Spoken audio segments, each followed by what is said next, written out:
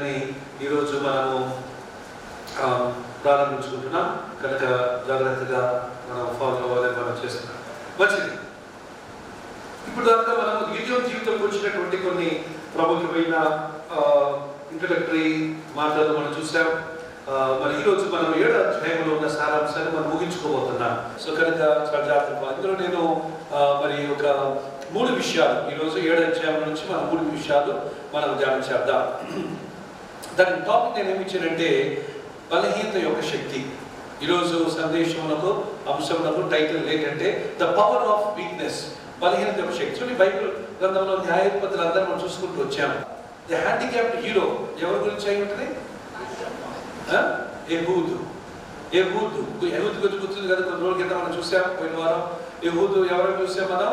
ఆయన ఒక ఏ చేతి వాటం వాడు? ఎడమ చేతి వాటం. ఎడమ చేతి వాటం పుట్టుకతో వచ్చింది కాదు, కానీ అతనికి ఏదో మరి అవుటి చెయ్యోడు అయి ఉండాలి, లేదా ఎడమ చెయ్యి పనికి రాకుండా అయిపోయి ఉండాలి. అందుకని మనము వీళ్ళందరూ చూసినప్పుడు వీళ్ళందరూ కూడా బలహీనులు, లేకపోతే ఏదో లోటుపాటు ఉన్నవారు. కానీ దేవుడు అటువంటి వారిని లేకపోతే ఎంతో ప్రభావితంగా దేవుడు తన ప్రజల యొక్క విడుదల కొరకు, విమోచన కొరకు వాడుకున్నట్టు మనం చూస్తున్నాం. సో ఇప్పుడు గిద్యోను కూడా ఒక గురించి చెప్పాలంటే బలహీనుడే. ఎలాగ బలహీనుడంటే పిరికివాడు, చాలా భయస్తుడు. అంతేకాకుండా అది మనం తన పిరికివాడని మనకి ఎలా తెలుస్తుంది? ఒక సంఘటన చెప్పండి. నిన్న మనం చూసిన ధ్యానంలో అది ఎక్కడండి? గానుగులో చోటలో గోధుమలను దూలపడుతున్నారు. అంటే రహస్యంగా భయం వేసి ఏమిటి ఇంకా మనము చూసినట్లయితే తన యొక్క మరి దేవుడు తప్పించినప్పుడు ఎన్ని సూచనలు దేవుడు చూపించాడు? 4. 6 అధ్యాయంలో ఎన్ని ఉన్నాయి? 3. ఓకే, 7 అధ్యాయంలో ఎన్ని ఉన్నాయి? 1 ఉంది. సో కనుక ఈ యొక్క సూచనలన్నీ కూడా ఎందుకు అడుగుతున్నాడంటే అపనమ్మకం వలన, అవిశ్వాసం వలన, భయం వలన నేను ఎంత సరే కానీ మరి ఎంత నేను చేయగలుగుతానా, సాధించగలుగుతానా అనేటువంటి ఒక అపోహ ఆయనకు ఉంది. ఇంకో విషయం మనము గమనించినట్లయితే ఇప్పుడు గిద్యోను ఒక 32,000 మంది సైన్యాన్ని పోగు చేశాడు. ఓకే, అయితే దేవుడు ఏం చేసినట్టే వారిని ఒక కొండ ప్రాంతానికి తీసుకెళ్ళినప్పుడు కొంచెం కొండపైకి చూస్తే కింద అక్కడ లోయలో మిద్యానీయుల సైన్యం అంతా ఇసుక వేస్తే రాళ్ళంత జనం ఉన్నారట బైబిల్ మాట ప్రకారం. ఆ విధంగా వాళ్ళు ఎంతమంది ఉన్నారు? తొంగి చూస్తే, పైకి తొంగి చూస్తే 135,000. ఈ సైన్యం ఎంతమంది? అసలే పిరికోడు, అసలే అవిశ్వాసం. సైన్యమేమో 135,000 మంది ఉన్నారు. 32,000 మంది. ఈ 135,000 మందిని ఏమాత్రం జయించగలుగుతుంది, ఏమాత్రం పోరాడగలుగుతుంది? అందుకని ఆ పరిస్థితుల్లో దేవుడు అటువంటి వ్యక్తులతోనే పనిచేస్తాడు. ఎందుకంటే దేవుడు అటువంటి వ్యక్తుల్లో మరి ఆయన భయం ఉంది కదా అని చెప్పి దేవుడు విడిచిపెట్టలేదు. కానీ నీ భయం, నీ ధైర్యం మీద కాదయ్యా, నువ్వు నా మీద విశ్వాసం ఉంటే నువ్వు ఈ కార్యం చేయగలుగుతావని సందేశాన్ని దేవుడు ఆయనకి మనం కూడా ఇస్తున్నాడు. సో మన బలహీనతలు ఎందు దేవుడు మళ్ళీ ఏం చేస్తాడండి? బలహీనత మళ్ళీ పరిపూర్ణ చేస్తాడు, లేక బలపరుస్తాడు. సో అందుకని ఈరోజు టాపిక్ ఏంటంటే మరి ఈరోజు మన టాపిక్ గిద్యోనుకు వచ్చిన టాపిక్ ఏంటంటే ద పవర్ ఆఫ్ వీక్నెస్, బలహీనత యొక్క శక్తి. సో బలహీనత, ఏ బలహీనత? ఎవరి బలహీనత ఇక్కడ? ఎవరి బలహీనత? గిద్యోను యొక్క బలహీనత. గిద్యోను ఏ విషయం బలహీనుడు? ధైర్య విషయంలో బలహీనుడు, తర్వాత విశ్వాస విషయంలో కూడా బలహీనుడు. అయినా సరే బలహీనుడైన గిద్యోన్ని దేవుడు వాడుకున్నట్లుగా చూస్తాం. సో 3 అంశాలు ఈరోజు మనం చూస్తాను. అందులో మొట్టమొదటిది మనం గమనించినట్లయితే మరి ఒకసారి మీకు మళ్ళా 4 పరీక్షలు రెఫరెన్స్ పాటు ఒకసారి ధ్యానం చేసి ఒక్క పరీక్ష యొక్క లక్ష్యం ఏంటో మనం దాన్ని ఒకసారి పరిశీలన చేసుకుందాం. 1. మొదటి పరీక్ష 6వ అధ్యాయం 11 నుంచి 24 వచనాల్లో మనం చూసాం. అందులో మరి వివేచించుటకు అవసరమైనటువంటి పరీక్ష. ఓకే, వివేచన కొరకు సంబంధమైనటువంటి పరీక్ష. ఇది మొదటి పరీక్ష, discernment, the test of discernment. Okay, so కనుక వివేచనకు పరీక్ష. రెండవ పరీక్ష 25 నుంచి 32 వచనాలు మనం చూస్తాం. 25 నుంచి 32 వచనాల్లో అదేంటంటే ప్రతిష్టతకు సంబంధించిన పరీక్ష. ఓకే, నెంబర్ 1 మొట్టమొదటి దేని పరీక్ష అంటే మనం చూస్తున్నామండి వివేచన వరం, వివేచించే గుణం ప్రతి క్రైస్తవులకి ఉండాలి. ప్రతి ఒక్కరు కూడా వివేచన అనేది లేకపోతే ప్రయోజనం లేదు. నెక్స్ట్ నెంబర్ 2, రెండవ పరీక్ష దేనికి సంబంధించి చూస్తున్నాం మనం? ప్రతిష్టత. సో ప్రతిష్టతకు సంబంధించినటువంటి పరీక్షగా, కాన్సంట్రేషన్ గా మనం చూస్తున్నాం. నెంబర్ 3, 33 నుంచి 40 వచనాలు.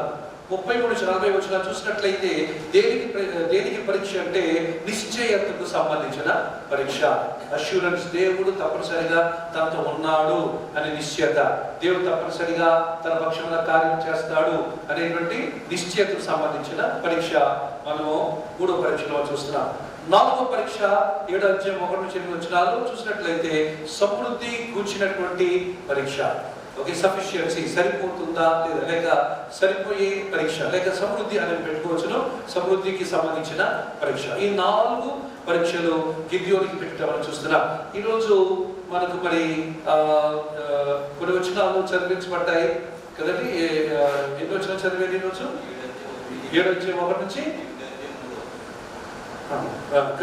చదివిన వచనాలు ఎన్ని వచనాలు చదివారు మీరు? చదివి ఓకే, వెరీ గుడ్. టైం లేదు కనుక కొంచెం సమయం బట్టి కొంచెం చదివించడం జరిగింది. సో కనుక ఈ 4 పరీక్షల్లో ఓకే, వివేచన, 2వది ప్రతిష్టత, 3వదేమో నిశ్చయత, 4వదేమో సమృద్ధి అనేటువంటి 4 ప్రాముఖ్యమైనటువంటివి మనం నేర్చుకోవాలని దేవుడు ఈ 4 పరీక్షలు పెట్టినట్టు మనం చూస్తున్నాం. ఇది మొదటి విషయం. 3 అంశాలు చూస్తానని చెప్పాను, ఇది మొదటి అంశం. 2వ అంశము ఈ యొక్క అధ్యాయంలో మనం చూసినట్లయితే మరి దీంట్లో 7వ అధ్యాయం అంతా కూడా 7 భాగాల్లో మనం అర్థం చేసుకోవచ్చు. ఓకే, ఈ 7వ అధ్యాయం అంతా కూడా 7 భాగాల్లో మనం దాన్ని చూసుకోవచ్చు అనమాట. ఓకే, మొట్టమొదటి భాగము 1 నుంచి 8 వచనాల భాగము అది దేనికి సంబంధించిందంటే దేవుడు సైనికులను సంఖ్యను తగ్గించుట. దేవుడు సైనికుల సంఖ్యను తగ్గించుట గురించి మనము మొదటి భాగం చూస్తున్నాం. ఎందుకు దేవుడు ఒక విషయం చెబుతున్నాడు. ఏమని చెప్తున్నాడంటే దేవుడు మరి ఈ యొక్క ఇశ్రాయేలు యొక్క సైన్యపు సంఖ్యను ఎందుకు తగ్గిస్తున్నాడంటే మేము మా సైన్య బలము చేత, మా మిలిటరీ శక్తి చేత మేము జయించాము అని ఇశ్రాయేలీయులు గర్వపడతారేమో అని, ఇది మీ వల్ల అవ్వదు బాబు, ఇది నా వల్ల బట్టి అవుతుంది అనే విషయం వాళ్ళకి అర్థం కావడానికి, తర్వాత లోకం కూడా ఇశ్రాయేలీయులు దేవుడు వారి పక్షం యుద్ధం చేస్తున్నాడు, ఇశ్రాయేలీయుల పక్షంలో దేవుడు ఉన్నాడు అనే గొప్ప సత్యం ప్రపంచం తెలియడానికి దేవుడు ఏం చేశాడండి, అక్కడ అసలే ఎంతమంది ఉన్నారు శత్రు సమూహము? 135,000 మంది ఉన్నారు. ఇక్కడ ఎంతమంది ఉన్నారు? అసలు పోలిక లేనే లేదు. ఎంతమంది ఉన్నారు? 32,000 మంది ఉన్నారు. అందుకే దేవుడు ఏం చేసినట్టే అబ్బే లాభం లేదు, ఇది తగ్గించేసి, ఎందుకంటే మీరు అంటే దేవుడు మనకి ఏమవుతుంది, 135,000 మందిని దేవుడు ఒక్క వ్యక్తితో కూడా పని చేయగలడు. గతంలో ఆల్రెడీ చేశాడు కదండి. గతంలో ఏం చేశాడు? ఎంతమందిని దేవుడు ఒక వ్యక్తి ద్వారా ఎంతమందిని చంపాడు? ఒక సందర్భంలో ఒక వ్యక్తి ఏమో ఎంతమంది? ఒక వ్యక్తి ఎంతమంది చంపాడు? సంవత్సరం ఎంతమంది చంపాడు? 1000 మంది. ఇంకో వ్యక్తి షంగర్ ఎంతమంది చంపాడు? షంగర్ ఎంతమంది? 600 మంది. సో కనుక దేవునికి పెద్ద లెక్క తలుచుకుంటే ఒక వ్యక్తి ద్వారా అంటే దేవుడు మిగతా వాళ్ళందరూ కూడా నిర్మూలన చేయగలడు. దేవునికి అసాధ్యమైంది కాదు, దేవునికి అది సాధ్యమే. సో కనుక ఆ విషయం వీళ్ళు గ్రహించాలి. ఎవరు గ్రహించాలి? దేవుని యొక్క ప్రజలు, దేవుని యొక్క బిడ్డలు, దేవుని యొక్క జనాంగం, ఇశ్రాయేలు జనాంగం మరియు ఉన్నటువంటి వీళ్ళందరూ గ్రహించాలి. లోకమంతా తెలుసుకోవాలనేది దేవుని యొక్క ప్లాన్ అన్నమాట. ఓకే, సో ఇది మనం చూస్తున్న మొదటి విభాగం. కనుక దేవుడు ఏం చెప్పాడు? ఇంతమంది ఎక్కువ అనేసాడు. ఎంతమంది ఎక్కువ? 32,000 మంది ఎక్కువ. మరి నన్ను అలాంటి వీళ్ళంటే నీకు నమస్కారం ప్రభు అని వెళ్ళిపోదేమో. ఎందుకు? శత్రు సేన ఎంతమంది ఉన్నారు? 135,000 మంది. ఈ అసలే 32, దేవుడు ఉన్నాడు ఎక్కువ ఉన్నాడు. ఎక్కడ దేవుడు జోకేస్తున్నావు, నన్ను చంపేదని చూస్తున్నాను ఉద్దేశం ప్రభు. అసలు ఏమో మాట చెప్పేస్తే అది ఇప్పుడు చేయొచ్చు కదా, మళ్ళీ అంతా రాజ్యం పడిపోదు. కానీ దేవుడు పనిచేసే విధానాలు ఎప్పుడు కూడా వేరేగా, విభిన్నంగా, ప్రత్యేకంగా, విశేషంగా ఉంటాయి. హల్లెలూయా. రైట్, ఇది మొదటి భాగం. రెండో భాగము 9 నుంచి 11 వచనాల్లో చూసినట్లయితే అక్కడ దేవుడు మరి ఎవరికంటే గిద్యోనుకి, అసలే గిద్యోను ఎటువంటి వాడండి? పిరికివాడు. గిద్యోను అపనమ్మకస్తుడు. కానీ కొంచెం ధైర్యం తెప్పించడానికి దేవుడు గిద్యోనుతో ఏమంటాడంటే, గిద్యోను నువ్వు ఒకటివే ఒకసారి వెళ్ళి అక్కడ శత్రు మిద్యానీయుల యొక్క దండు ఉంది కదా, ఆ దండు దగ్గరికి వెళ్ళు, నీకు విషయం నేను వినిపించాలనుకుంటున్నాను. ఒకటి నీకు భయం అయితే ఒకడు నీతో పాటు ఉన్నాడు కదా, ఆయన్ని ఒక ఒకరిని తోడు తీసుకెళ్ళు అని అంటారు. సో కనుక ఈ గిద్యోను తనతో పాటు ఇంకొక ఆయన్ని తోడు తీసుకొని సరిగ్గా ఎప్పుడంటే 2వ జాము, అవన్నీ వివరిస్తారు మీకు, 2వ జాము టైంలో ఈ ఇద్దరు బయలుదేరి వెళ్తారు. ఇద్దరు బయలుదేరి వెళ్ళి అక్కడ చాలా అప్పటికే 2వ జాము అంటే అందరూ మైక్ తేడా వచ్చింది, కొంచెం నా వాయిస్ స్ట్రెయిన్ అవుతుంది. సో 2వ జాము అనగా జాగ్రత్తగా 2 రకమైన జాములు ఉన్నాయి. జాములు అంటే మిక్స్డ్ ఫ్రూట్ జాము కాదు, ఓకే, అది కార జాము. ఒక జాము ఏమో ఇశ్రాయేలీయులు పెట్టుకున్న జాము. ఇశ్రాయేలీయులు పెట్టుకున్న జాము సాయంకాలం 6 నుంచి ఉదయం 6 గంటల వరకు, ఒక్కొక్క జాము 4 గంటల చొప్పున. అప్పుడు ఎన్ని జాములు ఉంటాయి? 12/4 ఎంత? లెక్కలేదులే 3. సో సాయంకాలం 6 నుంచి తెల్లవారుజాము 6 వరకు ఎన్ని జాములు ఉంటాయి? ఒక జాము 4 గంటల చొప్పున 3 జాములు ఉంటాయి. అర్థమైందండి? సో 2వ జాము అంటే ఎప్పుడు స్టార్ట్ అవుతుంది? 10 గంటల తర్వాత స్టార్ట్ అవుతుంది. ఓకే, అయితే ఈ విధంగా ఇశ్రాయేల్ పాటిస్తుండగా రోమీలు వచ్చి ఏం చేశారంటే జాముని మార్చి ఒక జాము 3 గంటలకు కుదించారు. సో అలాగే ఇప్పుడు ఏమైపోయింది, రోమీల క్యాలిక్యులేషన్ ప్రకారం ఒక జాము అంటే 3 గంటలు. అదేంటంటే 6 నుంచి 9, 2వ జాము ఏమో 9 నుంచి 12 మధ్యరాత్రి, 3వ జాము 12 నుంచి 3, 4వ జాము 3 నుంచి తెల్లవారుజాము 6. కానీ ఇది రోమీలు మార్చారు. కానీ రోమీలు మార్చక ముందు ఇశ్రాయేలీయులు వాడుకలో ఉన్న జాము ఏంటంటే 4 గంటల జాము, సాయంకాలం 6 నుంచి 10 ఒకటి, 10 నుంచి మధ్యరాత్రి 2 గంటలకు ఒకటి, 3వది 2 నుంచి ఉదయం 6 వరకు ఒకటి అనమాట. సో ఇప్పుడు ఈ యొక్క గిద్యోను ఏదో ఒక ఆయన్ని సాయం తీసుకొని ఎప్పుడు వెళ్తాడు? 2వ జాములో దేవుడు వెళ్ళమంటాడు. 2వ జాములో వెళ్తే ఏంటి పాయింట్ అంటే రోజంతా దండుకొని ఎవరు విద్యార్థులు రోజంతా కూడా పొలంలో కొట్టేసి అది కాల్చేసి అలసిపోయి సొమ్మసిల్లిపోయి వచ్చేసేసి వారి దండులో చేరి హాయిగా తాగేసేసి నిద్రపోతుంటారు. సో నిద్రపోతున్న టైంలో దేవుడు ఏమన్నాడు, వాళ్ళు అప్రమత్తంగా లేని టైంలో, శత్రువు అప్రమత్తంగా లేని టైంలో మీరు వెళ్ళి ఒకసారి వెళ్ళండి, మీకు ఒక కబురు అందిస్తారు దేవుడు అంటాడు. ఆ కబురు అయితే ఎల్లకన్నా అందిస్తే బాగుండగా కదా. శత్రువు దండులోకి అసలే వినికోడు, అసలే అవిశ్వాసి, అసలే ఒక 1,35,000 మందికి దొరికితే మనోడు మెటాష్ అయినా కూడా దేవుడు అందుకనే విశేషమైన విచిత్రంగా పనిచేస్తూ ఉంటాడు అనమాట. ఇది కనుక దేవుడు చెప్పాడు అనుకో, ఈ నమ్మకం కుదరదు. మనకు కూడా దేవుడు ఎంత చెప్పినా ఎవరో డాక్టరో లేకపోతే ఎవరు పప్పు ఎవరు పాస్టర్ గారు ఎవరు చెప్తే కానీ నమ్మిక రాదు కదా. ఎంత దేవుడు చెప్పినా, ఎంత బైబుల్లో వాక్యం ఉన్నా మనం మనుషులు ఎవరో చెప్పాలి. ఈ ప్రాబ్లము అందరికి ఉంది, గిద్యోను కూడా ఉంది. అందుకని దేవుడు ఏం చేశాడు, వెళ్ళు బాబు, నువ్వు అక్కడికి వెళ్ళు, అక్కడ కబురు పెట్టా ఉంటాడు. సో అక్కడ 9-11 వచ్చిన ఒకసారి మనం చూసిన రాత్రి యెహోవా ఇట్లా, నీవు లేచి దండు మీదకి పోయి పొమ్ము, నీ చేతికి దాన్ని అప్పగించుదును, పోవుటకు నీకు భయమైనలా నీ పనివాడైన పూరాలు కూడా దండుకు దిగిపోము, వాడు చెప్పుకొనుచున్న దానిని వినిన తర్వాత నీవు ఆ దండులోనికి దిగిపోవుటకు నీ చేతులు బలపరచుకుని చెప్పగా అతడును అతని పనివాడైన పూరాయును ఆ దండులోనున్న సన్నద్ధుల యొద్దకు సరిహద్దుల యొద్దకు పోయి. ఓకే, ఇది 2వ భాగం. 7వ అధ్యాయము ఇలాగా నేను మరి 3 అంశాలు చెప్తానన్నాను. మొదటి అంశం అయిపోయింది. మొదటి అంశం ఏంటంటే చెప్పండి, గిద్యోను పెట్టబడినటువంటి 4 పరీక్షలు యొక్క సారాంశం. 2వ అంశంలోకి వచ్చేవారు ఏంటంటే 7వ అధ్యాయం యొక్క విభజన. అంటే 7వ అధ్యాయం మనం అర్థం కావడానికి దాన్ని మీకు ఎక్స్ప్లెయిన్ చేస్తున్నాను. సో ఎందుకంటే లెసన్స్ ఒక 15 లెసన్స్, మనం 16 లెసన్స్ ఉన్నాయి, అందుకని నేను త్వరగా వెళ్ళాలి. ఓకే, సో కనుక ఈ 2వ భాగంలో దేవుడు విద్యానీయుల క్యాంప్కి వెళ్ళమని దేవుడు చెప్పడం మనం గమనిస్తాం. తర్వాత 4వది ఏమిటంటే మరి అక్కడ దేవుడు అతన్ని ప్రోత్సాహపరచడం మనం చూస్తున్నాం. గిద్యోన్ని ప్రోత్సాహపరచడం చూస్తున్నాం. ఓకే, ఎలా ప్రోత్సాహపరిచాడు ఒకసారి మనం చదువుదాం. చూడండి, మిద్యానీయులను అమాలేకీయులను తూర్పు వారును లెక్కకు మిడతల వలె మైదానములో పరుండి ఉండిరి, వారి ఒంటెలు సముద్ర తీరమందున్న ఇసుక రేణువుల వల్ల లెక్కలేనివై ఉండెను. గిద్యోను వచ్చినప్పుడు ఒకడు తాను కనిన కలను తన చెలికానికి వివరించుచూ ఉండెను. సరే, దానిపై చూడండి, చదివితే అర్థమైంది వేరు, చెబితే అర్థమైంది వేరు. సో ఏమైందనమాట, ఆ టైం 2వ జాము అయ్యేసరికి ఏం చేశారంటే వీళ్ళు వెళ్ళారు, అంటే రాత్రిపూట వెళ్ళారు. ఎవరు? గిద్యోను మరియు ఒక ఆయన ఎవరైనా వీళ్ళిద్దరు వెళ్ళేసరికి వాళ్ళందరూ చాలా చక్కగా నిద్రపోయి నిద్రమత్తులు ఉన్నారు. కానీ వీళ్ళు గప్చుప్గా వెళ్ళారు. చూడండి, చుట్టూ ఒంటెలు లెక్క పెట్టడానికి వీళ్ళు కానీ ఒంటెలు ఉన్నాయంట. ఒక్క ఒంటె గురువుగా అన్నా సరే అందరూ లేచిపోతారు. ఏంటంటే చూసారు. అందుకని దేవుడు ఎంత సహాయం చేస్తాడో సీక్రెట్గా మన జీవితాల్లో అర్థం చేసుకోవాలి. సో ఏమైపోయింది, వెళ్ళాడు. వెళ్ళిన తర్వాత ఒక గుడారం దగ్గర లైట్ వెలుగుతుంది. ఇద్దరు మాట్లాడుకున్నట్టున్నారు. అందుకని ఇద్దరు ఆ గుడారం పక్కకి వెళ్ళి వింటున్నాడు. వింటుంటే ఆయన విన్న కబురు, ఎవరు? గిద్యోను విన్నటువంటి ఇద్దరు సైనికులు లోపల మాట్లాడుకున్నారు. ఏమని మాట్లాడుకున్నాడంటే, ఒక సైనికుడు అన్నాడు, ఒరే నాకు రాత్రి కల వచ్చిందిరా, దర్శనం కల వచ్చిందా అన్నాడు. ఏంటి కల? ఏంటంటే అవల రొట్టె, ఒక అవల రొట్టె.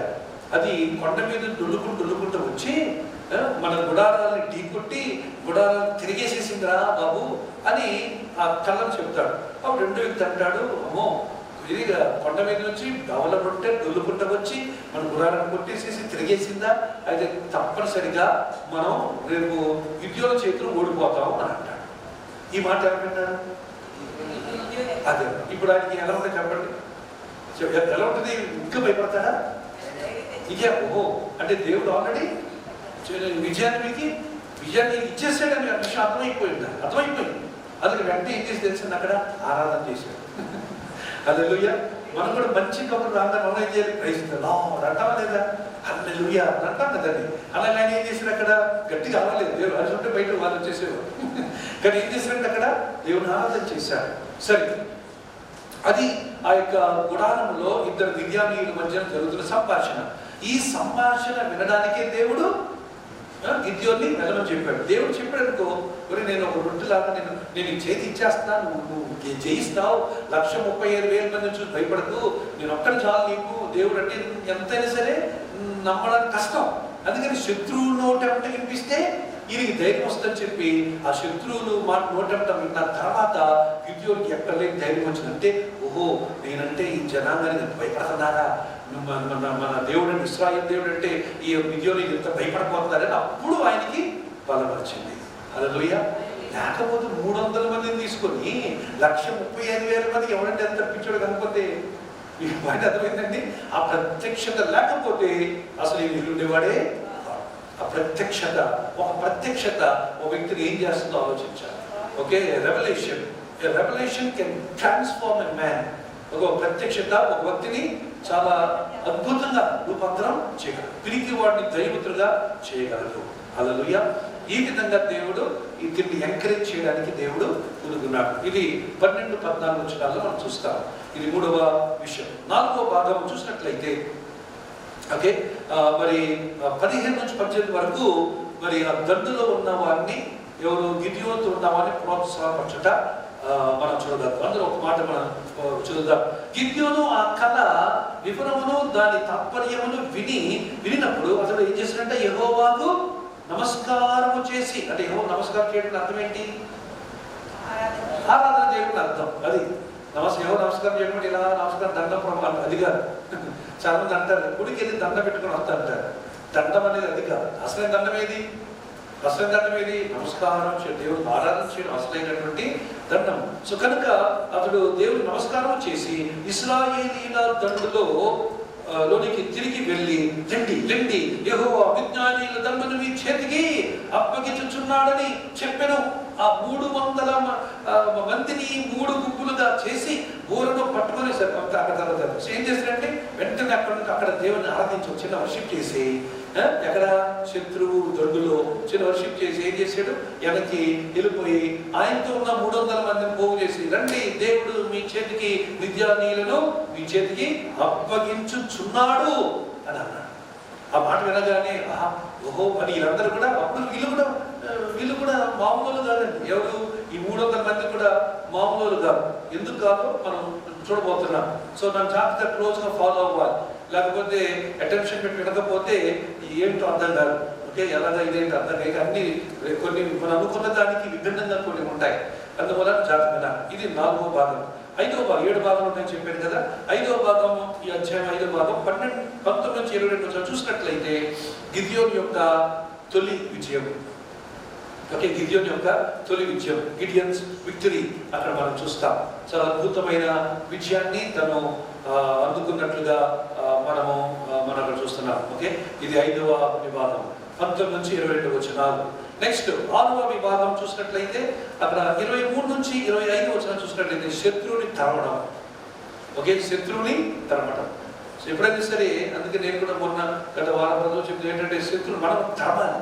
శత్రువు చూసి భయపడి మనం తరమపడటం కాదు కదా. అపవాదిని ఎదురుంచి వాడిని ఎదురుంచి పారిపోతాం. మనం చేసేది ఏంటి? వాడు మనల్ని ఎదురిస్తే మనం పారిపోతాం. అలా ఉండకూడదు. మనం ఎదిరించాలి, ఎదురు దాడి చేయాలి. మనము వాడి మీద శత్రువుని తరమాలి. ఇది మనం చూస్తున్నటువంటి 6వ భాగం. ఓకే, నెక్స్ట్ 7వ భాగము చూసినట్లయితే, అంటే ఈ రోజు భాగంలో ఉంది కనుక 8వ అధ్యాయం 1 నుంచి 3 వచనాలు మనకి ఇవ్వబడిన బులెటిన్ ఉన్న ప్యాసేజీ 8వ అధ్యాయం 3 వరకు ఉంది. అందుకని అవి చూసినట్లయితే ఎఫ్రాయిమీయుల నిరసన, ఎఫ్రాయిమీయుల నిరసన అక్కడ చూస్తాం. ఇది ఈ రోజు మనకు ఉన్నటువంటి మన షీట్ లో ఉన్నటువంటి ఆ ప్యాసేజ్ యొక్క మరి 7 ప్రాముఖ్యమైన విభాగాలు. రైట్, ఇప్పుడు మనం వివరణలోకి వెళ్తున్నాం.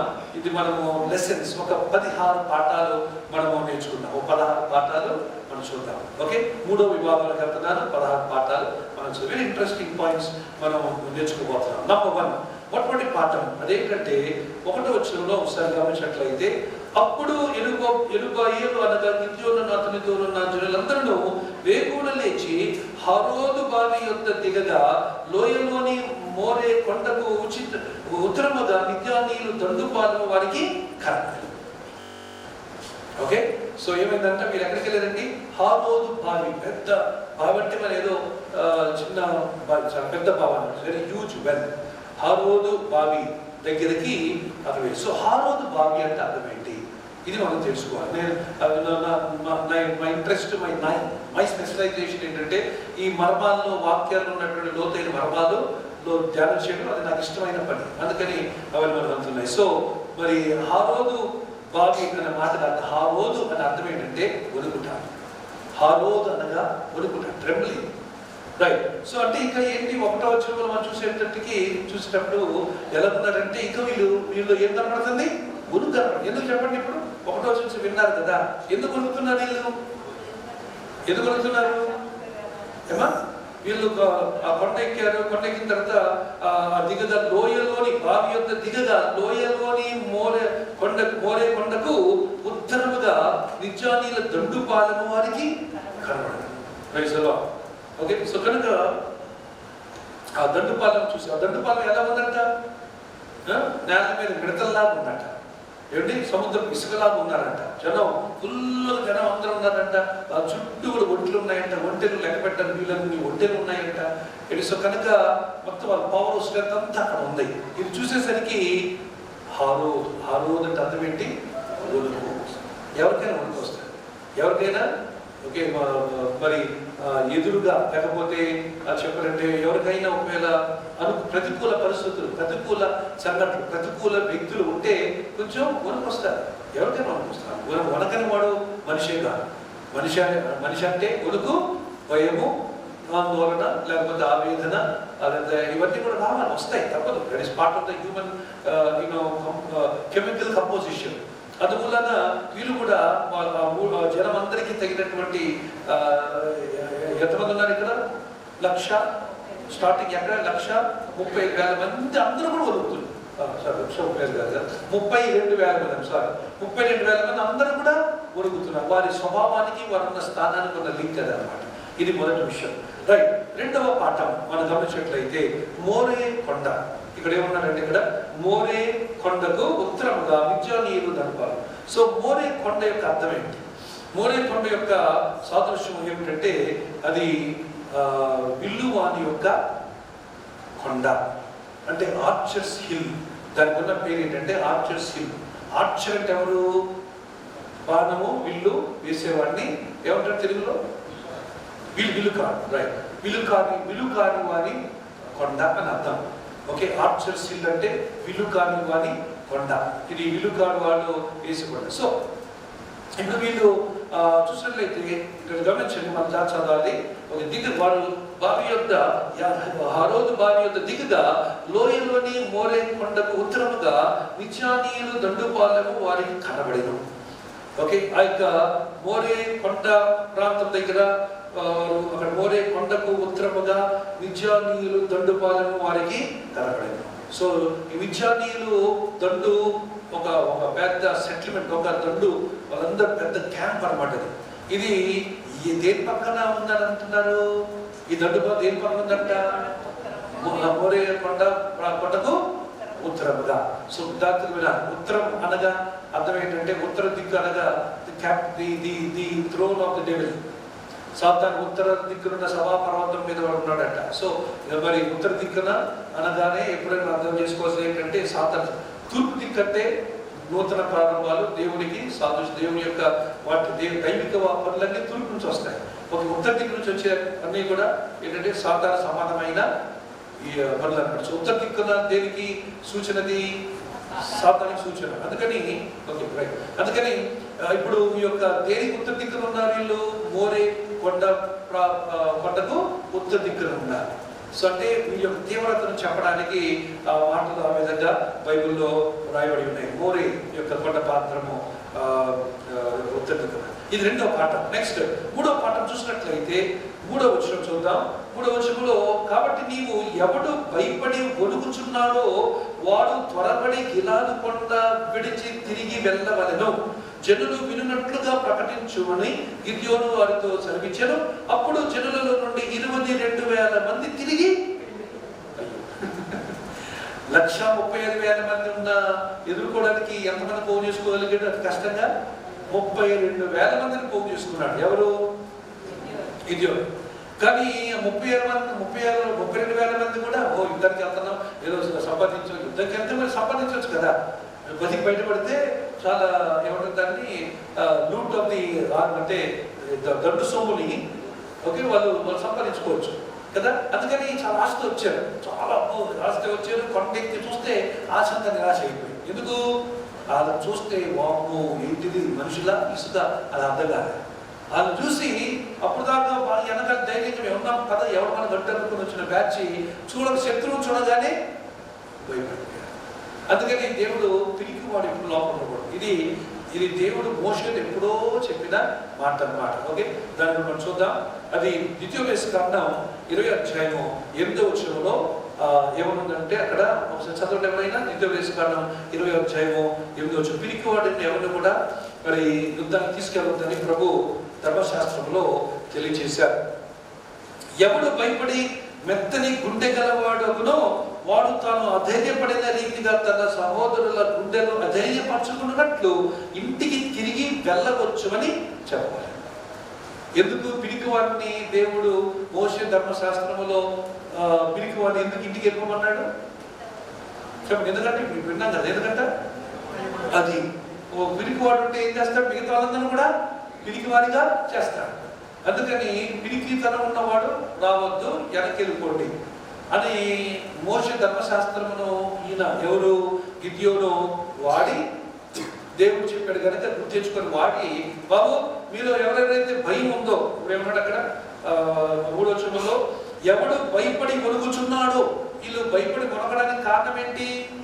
32,000 మంది సైన్యం ముందు దండులో 135,000 మంది పైపెచ్చు ఒంటెలు, లెక్క పెట్టడానికి వీలు కాలని ఒంటెలు, వాళ్ళకున్న మరి చెప్పాలంటే బాణాలు మరి ఎన్నో చాలా ఉన్నాయి. ఇవన్నీ చూసేసరికి ధైర్యం చెడిపోయింది. అందుకని ఉరిగిపోతున్నారు. నాశనం వచ్చినట్టున్నాను బాబు, ఎలాగ వెనక్కిలేదు, ఎలాగని కొనుక్కుంటున్నారు. అందుకనే దేవుడికి ఇది కామన్ అనమాట. మనుషులు కొనుక్కుంటుంటే దేవుడు వింటా ఉంటాడట. ఏమిటి? అందుకని యేసుప్రభు వారు కూడా అదే సేమ్ అలాగే చేయవాలి. చదువుకుంటుంటే వేసే విన్నారు. ఎవరన్నారు? ఒక ఆయన అంటున్నాడు, ఇంత ఖరీదైనటువంటి అర్థం తీసుకొచ్చి పాదాల మీద వేయకపోతే దాన్ని నమ్ముకొని డబ్బు తీసుకొని బీదలకు ఇవ్వచ్చు కదా అని గుసగుసలు ఆడుకుంటుంటే వేసేకి ఎప్పుడైంది లేదా? అయ్యా మరి మీరు వచ్చినప్పుడు నీళ్ళు కూడా ఇవ్వలేదు కాలు కడగడానికి. ఆ వచ్చిన మొదలు కన్నీళ్ళతోనూ అత్తలతో కాలు కడుగుతుంది, ఏంటి అలా మాట్లాడతారు అని అన్నప్పుడు ఆ మిత్రులు ఇంకేం తెలిసిపోయిందిరా అనుకున్నారా? So God knows hour secret gossip. మనం రహస్యంగా మాట్లాడుతున్నవన్నీ దేవునికి తెలుసు ఏది కూడా. సో వాళ్ళు ఏం మాట్లాడుకున్నారు? ఆ జనమంతా అమ్మో వాళ్ళ ముందు మనమే ఉంటాం, వాళ్ళ ముందు మనమే నిలబడతాం, 1,35,000 మంది, మన సంగతి ఏంటి? అంటే మన వల్ల కాదు, ఎలా బాబు దొరికిపోయి ఎలాగ ఇప్పుడు గిడ్యోని మాటిచ్చాం, ఎలాగా మరి చేయగలుగుతామో లేదా అని వాళ్ళు మాట్లాడుకుంటున్నారు. అందుకని దేవుడికి కనపడింది. దేవుడు చెప్పాడు అప్లై Deuteronomy chapter 20:8. ఓకే, ద్వితీయోపదేశకాండం 20:8 ఉంది కదా, దాన్ని అప్లై చేయమన్నాడు. చదివింది తెలియదు అది. ఓకే, అది అప్లై చేయమన్నాడు. అప్పుడు గిద్యోను ప్రకటన చేశాడు. దెబ్బకి ఎంతమంది వెళ్ళిపోయారండి? 22,000 మంది వెళ్ళిపోయారు. అంటే 2/3 పుష్కాకి, 2/3 67. నేను క్యాల్కులేట్ చేసి ఎంత 64.9% వచ్చింది. అంటే నేను 2/3 ఇది. సో 2/3 మంది వెళ్ళిపోయారు. అంటే శత్రువులు చూసి భయపడుతున్నారు కానీ దేవుడు చూసి ధైర్యపరచుకోలేకపోతున్నారు. చాలా మంది ప్రాబ్లం పడేది కదండి. శత్రువులు చూసి ఏంటి భయపడతారు కానీ దేవుడు చూసి ధైర్యం తెచ్చుకోలేకపోతుంది. శత్రువు గొప్ప, దేవుడు గొప్ప. మరి ఎవరిని చూసి మనం ధైర్యపడాలి, ఎవరిని చూసి మనం భయపడాలి కదండి. మనం దేవుడు గొప్పవాడు అయినప్పుడు దేవుడు చూసి ధైర్యం కలిగి ఉండాలి. అందుకనే దేవుడిని ఎరిగిన వారు బలమైన కార్యాలు చేస్తారు. ఆమేన్. రైట్, మొన్న దినాన్ని చూసాం కదా, దేవుడు ఎరిగిన వారు ఎలా ఉంటారంట? బలము కలిగి ఉదయించు సూర్యుడు వలె ఉంటారు. దేవుడు ఎరిగిన వారు అంటే దేవుడు ఎరగిన వారు పిడివారు పారిపోతూ ఉంటారు. దేవుడు ఎరగిన వారు వెనక్కి ఉంటారు. దేవుడు ఎరిగిన వారు ముందుగా దూసుకెళ్ళిపోతూ ఉంటారంటే. దేవుడు ఎరిగిన వారు ఎవరు వచ్చినా రాకున్నా, ఎవరు ఉన్నారు అనుకున్నా, దేవా 10,000 మంది మిగిలిన ప్రభువా నన్ను ఎల్లమంటావా అన్నాడు అక్కడ. అంటే లోపల భయం ఉంది. కాబట్టి ఏంటో అక్కడ అంటే ఇంత పెద్ద పరీక్ష ముందు కనుకనే పరీక్షకు తగినటువంటి సిలబస్ దేవుడు ముందే ఇచ్చాడు. ఎక్కడ ఇచ్చాడు సిలబస్?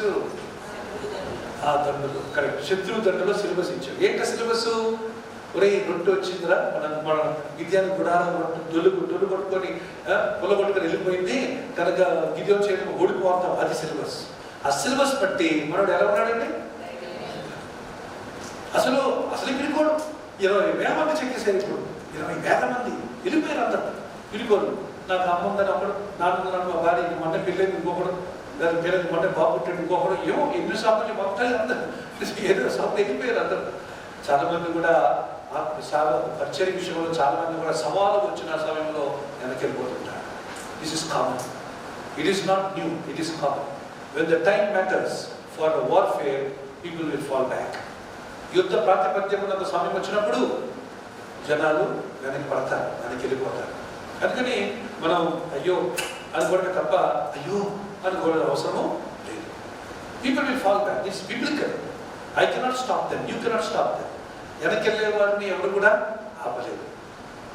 కొందరు ఉంటారు, అక్కడ ఏముందిరా కామెంట్ చర్చలో ఏముంది అక్కడ వచ్చేయి అని అంటున్నారు. నేను అంటాను అక్కడేముంది చెప్పేయి అని అంటాను. వచ్చేవడం సులభమే, అక్కడేముంది కొట్టుకోవడం, తన్నుకోవడం, ఒకరిగా ముసుగులో గుద్దులాట్లా చేసుకుని తమ ఏముందా? ఓకే, వెళ్ళేవారు మరి వెళ్తారంటే దాన్ని మనం ఏం చేస్తాం? God is there. మన పక్షాన దేవుడు ఉన్నాడు. ఆమేన్. చెప్పండి, మీ పాయింట్ అర్థం అవడం చెప్తున్నాను.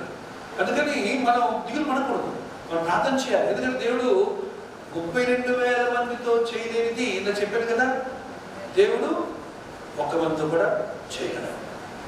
అది ఇంకా ఎందుకు దానికి ఒక బిబ్లికల్ ఉంది కదా, ఒక దూత ఎంతమంది చంపుతాడంట? 1,65,000 మంది చంపుతాడు. 1 angel. అందుకే దేవుని మినిమం కెపాసిటీ, ఇక మ్యాక్సిమం కెపాసిటీయే లేదు. దేవుని శక్తికి అపరిమితమైన అది కెపాసిటీ. Okay, FC 1 ఏమన్నాడండి? అపరిమితమైన శక్తి అంటే దేవునికి పరిమితి లేదు, మినిమం పరిమితి ఉంది. ఏంటది? ఒక మనిషి, ఒక దూత 1,80,000 మంది చెప్పగలిగేటువంటి శక్తి ఉంటే ఆఫ్టర్ ఆల్ ఎంత 1,30,000 దేవుడు ఎంతమంది వాడుతున్నాడు. అందుకని వెళ్ళేవారు వెళ్ళి చాలా వాళ్ళు పరిస్థితి మన బాధేస్తాయో వెళ్ళిపోయిన 20,000 మంది వెళ్ళిపోతుంటే గిద్యోను ఎలా ఫీల్ అయి ఉండాలి? ఎలా ఫీల్ ఉండి ఆలోచించాడు. ఉన్న ధైర్యం కాస్తా పోయి ఉండాలి అసలు. కానీ ఆయన నిలబెట్టింది ఆయన సిలబస్, ఆయన నిలబెట్టింది ఆయన ప్రత్యక్షత, ఆయన నిలబెట్టింది ఆయన రహస్యంలో విన్నటువంటి దైవ సందేశం, శత్రువు నోటెమ్మట విన్న దైవ సందేశం. మనకు కూడా దేవుడు ఏదో సందర్భం, ఎవరో సమయంలో మనకు కూడా దేవుడు ఒక శత్రువు, మన శత్రువు ద్వారా సందేశం ఇస్తాడు, అది పట్టుకోవాలి. ఓహో ఎస్, చాలు. శత్రువు చెప్తే నమ్మకపోతే, మన గురించి మేలు శత్రువు చెప్పి నమ్మకపోతే ఏమో నమ్మలేము. అందుకని దేవుడు కరెక్ట్ ఈయన కరెక్ట్ అయ్యే శత్రువు అని చెప్పి శత్రువు దగ్గర తీసుకెళ్ళి ఆ మాట శివులు పడేసాడు, తీసుకొచ్చాడు, 20,000 మంది నిలిపాడు. ఇది మనం చూస్తున్నటువంటి. సో కనుక యుద్ధానికి భయము పిరికి వారు పనికొస్తారా? మనం నేర్చుకోవాల్సిన 3వ పాఠం ఏంటంటే యుద్ధానికి పిరికివారు. అందుకని బైబిల్ చెప్పిన పిరికివారు దేవుని రాజ్యమును స్వతంత్రించుకొనలేరు. Okay, the meek shall inherit the earth but not the fearful, not the timid. పిరికివారు దేవుని రాజ్యం ఏమాత్రం స్వతంత్రించుకోవాలి. అందుకని మనం ధైర్యం కలిగి ఉండాలని మనం చూస్తున్నాం. ఇది 3వ పాఠం. 4వ పాఠము అక్కడ 3వ వచనం చూసాము. ఏంటంటే గిలాదు. గిలాదన్నా గిలియాదన్నా ఒకటి. మన ఇంగ్లీష్ ఇక్కడ ఎవడు భయపడి వణుకుచున్నాడు వాడు తన త్వరపడి గిలాదు కొండ విడిచి తిరిగి వెళ్ళవలెను. సో గిలాదు కొండ అనగా దాని అర్థం ఏంటంటే సాక్ష్యం. ది హిల్ ఆఫ్ టెస్టిమనీ, సాక్ష్య కొండ. గిలాదు కొండ అంటే అర్థం ఏంటన్నమాట, ఏంటి? సాక్ష్య కొండ. సో ఇప్పుడు మీకు అర్థమైందా ఏమన్నాడు అక్కడ? సాక్ష్యము లేనివాడు, సాక్షిగా ఉండలేనివాడు. చూడండి, చదువుతాను. సాక్ష్యం లేనివాడు, సాక్ష్యముగా ఉండలేనివాడు విడిచి, కొండ విడిచి వెళ్ళవలెను. ఈ పాట అర్థమైందా? అంటే సాక్ష్యంగా జీవించలేని వాడు, సాక్ష్యము చెప్పలేని వాడు, ఓకే, సాక్ష్యంగా ఉండలేనివాడు కొండ దిగి, కొండ విడిచి తిరిగి వెళ్ళవలెను. Very simple. God wants testimony. దేవుడికి కావాల్సిన సాక్ష్యం. దేవునికి కావాల్సింది సాక్ష్యం చెప్పేవారు, సాక్షిగా నిలబడేవారు కావాలి. పుట్టుటికి దుస్తుస్మంతానికి అలిగేసేసి గలిగేసి వెనకబడే వాళ్ళు కాదు. దేవుడు వాళ్ళు వాడుకోలేదు. 20,000 మంది వెళ్ళిపోయారు, మామూలు సంఖ్య కాదని. దేవుడు వాళ్ళు వాడుకుంటారా? ఎవరో they are left in the anonymity of history.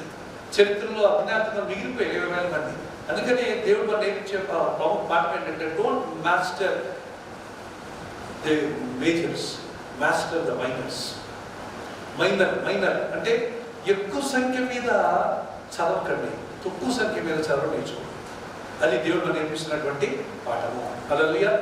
Yes, నాకు కూడా ఏం పర్లేదు. In the time to come. ఈ 300 మంది ఇప్పుడు అది కూడా కరోనా వల్ల కొంత తగ్గారు, కొన్ని ఇతర 1-2 కారణాల వల్ల కొందరు ఏదో అభ్యంతరంగా ఉన్నారు. అయినా సరే ఐఎమ్ నో ఫియర్. ఇక నేను చేసేది దేవుడి సేవ, మనసాక్షిగా చేస్తున్నాను కనుక దేవుడు తప్పనిసరిగా ఒక దినాన వాళ్ళు వస్తారు. వాళ్ళు ఎటువంటి కుదురుకోమనం.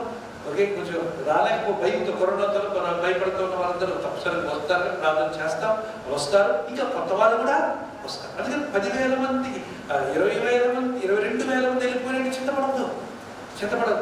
There is always God's plan behind every action that happens in the church. సంఘంలో జరిగిన ప్రతి దాని వెనకాల సాతానుడు ఏదో బాణం వేస్తాడు, బాంబు వేస్తాడు, దాని వెనకాల దేవుడు ఆశీర్వాదాన్ని ఇస్తాడు. అది చెప్పండి ఆమేన్. అది నేను నమ్ముతున్నాను. సో కనుక సాక్ష్యం కావాలి.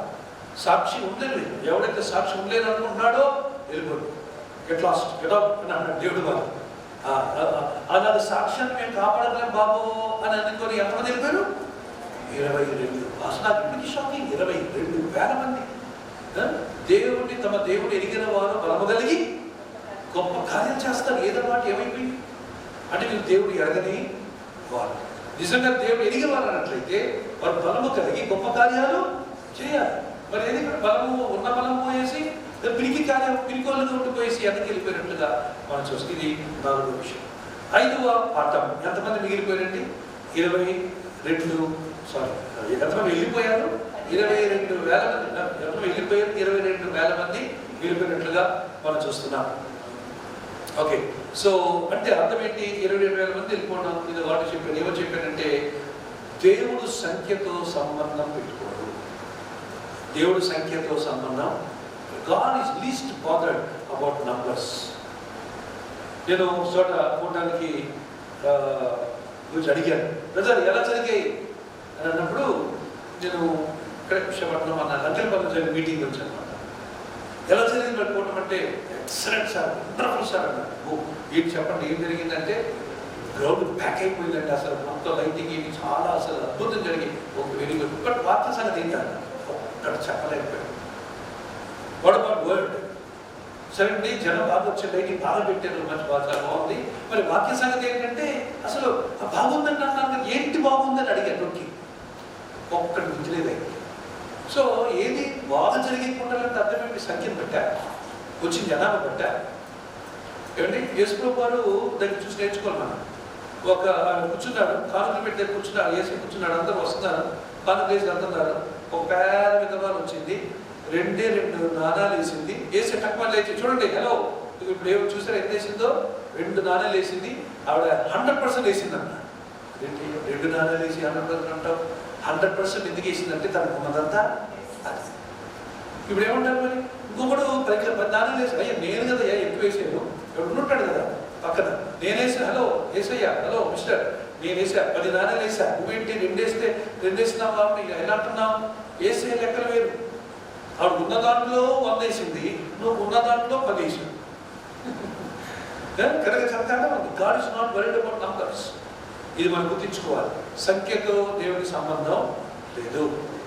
ఏమిటి ఎంత లేదంటే యేసుప్రభు నమ్ముకొని ఎంత కోట్ల మంది చనిపోతారో వాళ్ళందరినీ కూడా మరణంలో నుంచి బయటికి లేపి సజీవులుగా నిలబెట్టగలిగేటువంటి శక్తి ఒకే ఒక వ్యక్తి యేసుప్రభుకి ఇచ్చాడు.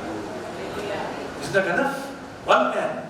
మరి ఎవరి వల్ల ఒక రక్షణ లేదు, ఓన్లీ వన్ మ్యాన్.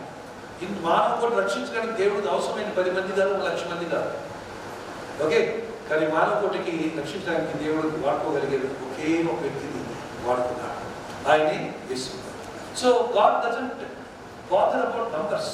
ఎంతమంది ఉన్నారా మన వెనకాల, మన పక్కన, మనతో కూడా మనకు ఎంతమంది మాట్లాడుతున్నారు, ఎంతమంది మనకు కల్పిస్తున్నారు, మరి అక్కర్లేదు. దేవుడు కల్పిస్తున్నాడు, దేవుడు మనతో ఉన్నాడు. ఓకే, దేవుడి సంగమం మనతో ఉన్నది. మనకున్న వారిని బట్టి మనం శుద్ధిస్తూ దేవుని నిరీక్షణతో ముందుకు వెళ్ళాలి, కానీ సంఖ్య అనేది ఎప్పుడు లెక్కలోకి తీసుకోకూడదు. ఆమేన్. రైట్, ఇది 5వ పాఠం.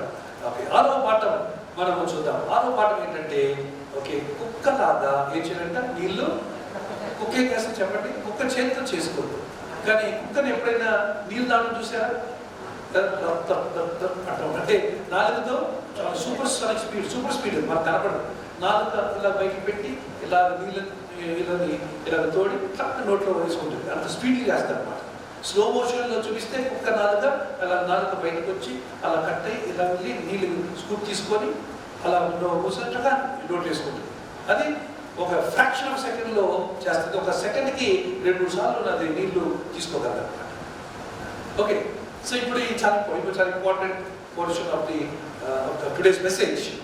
కానీ ఇప్పుడు ఏమైంది? 10,000 మంది మిగిలారు.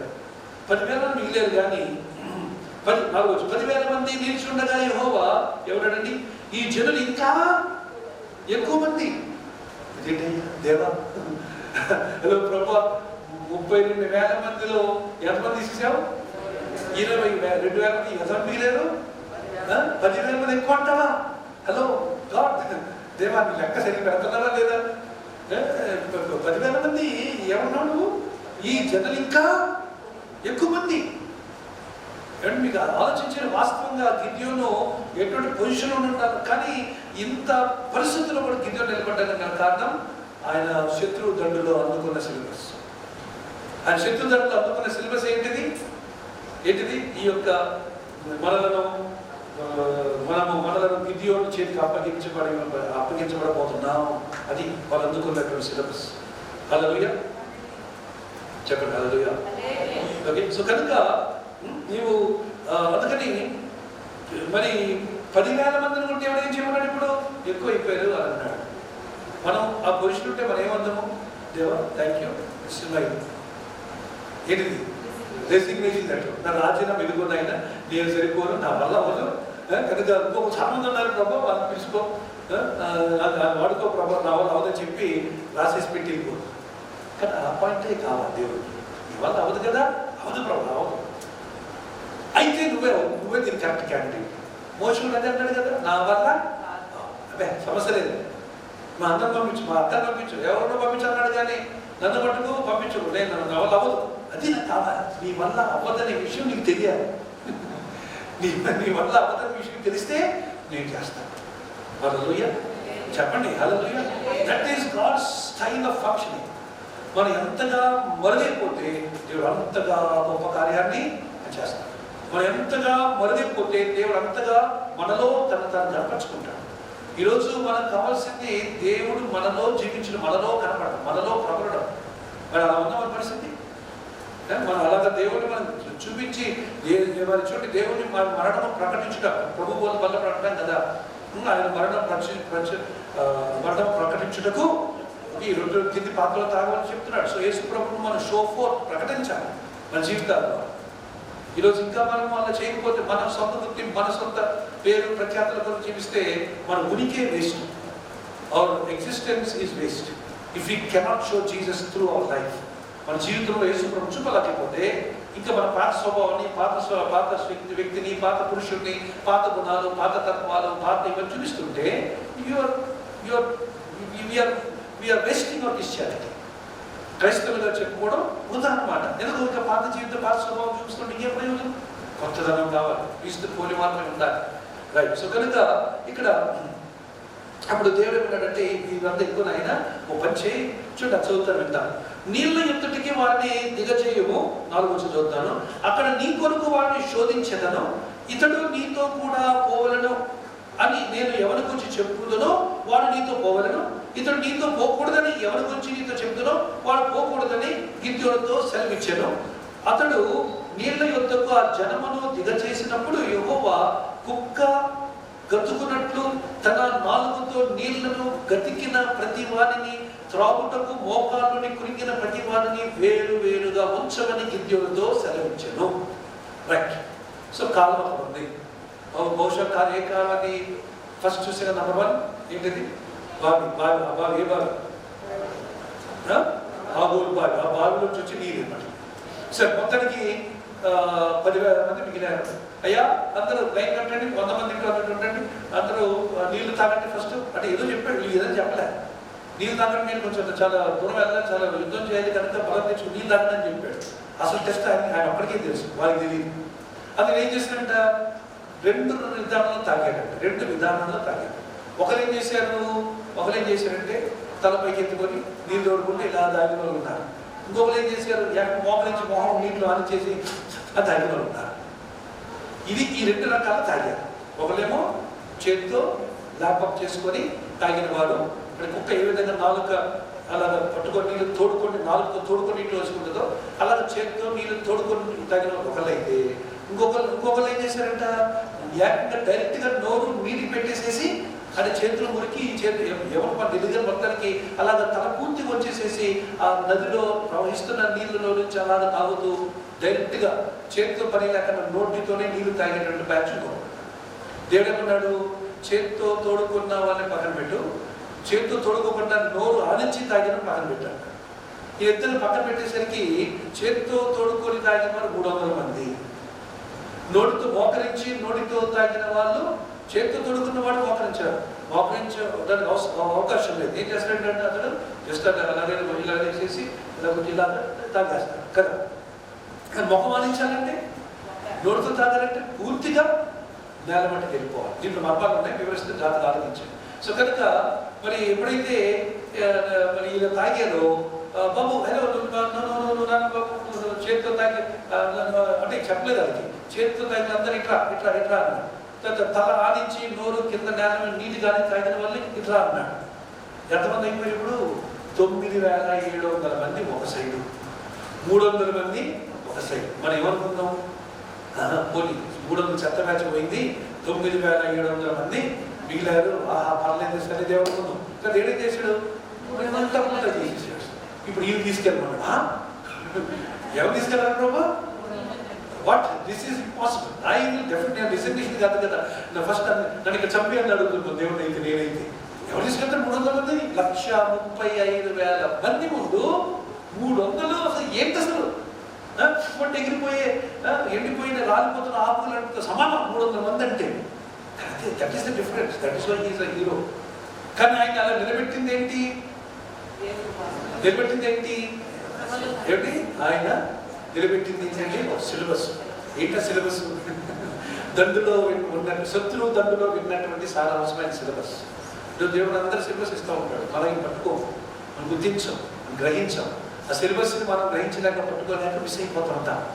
ఏమిటి కానీ నేర్చుకోవాలి. సరే, ఇప్పుడు ఈ మర్మంలో వచ్చి కొన్ని విషయాలు ABC నెంబర్ 1.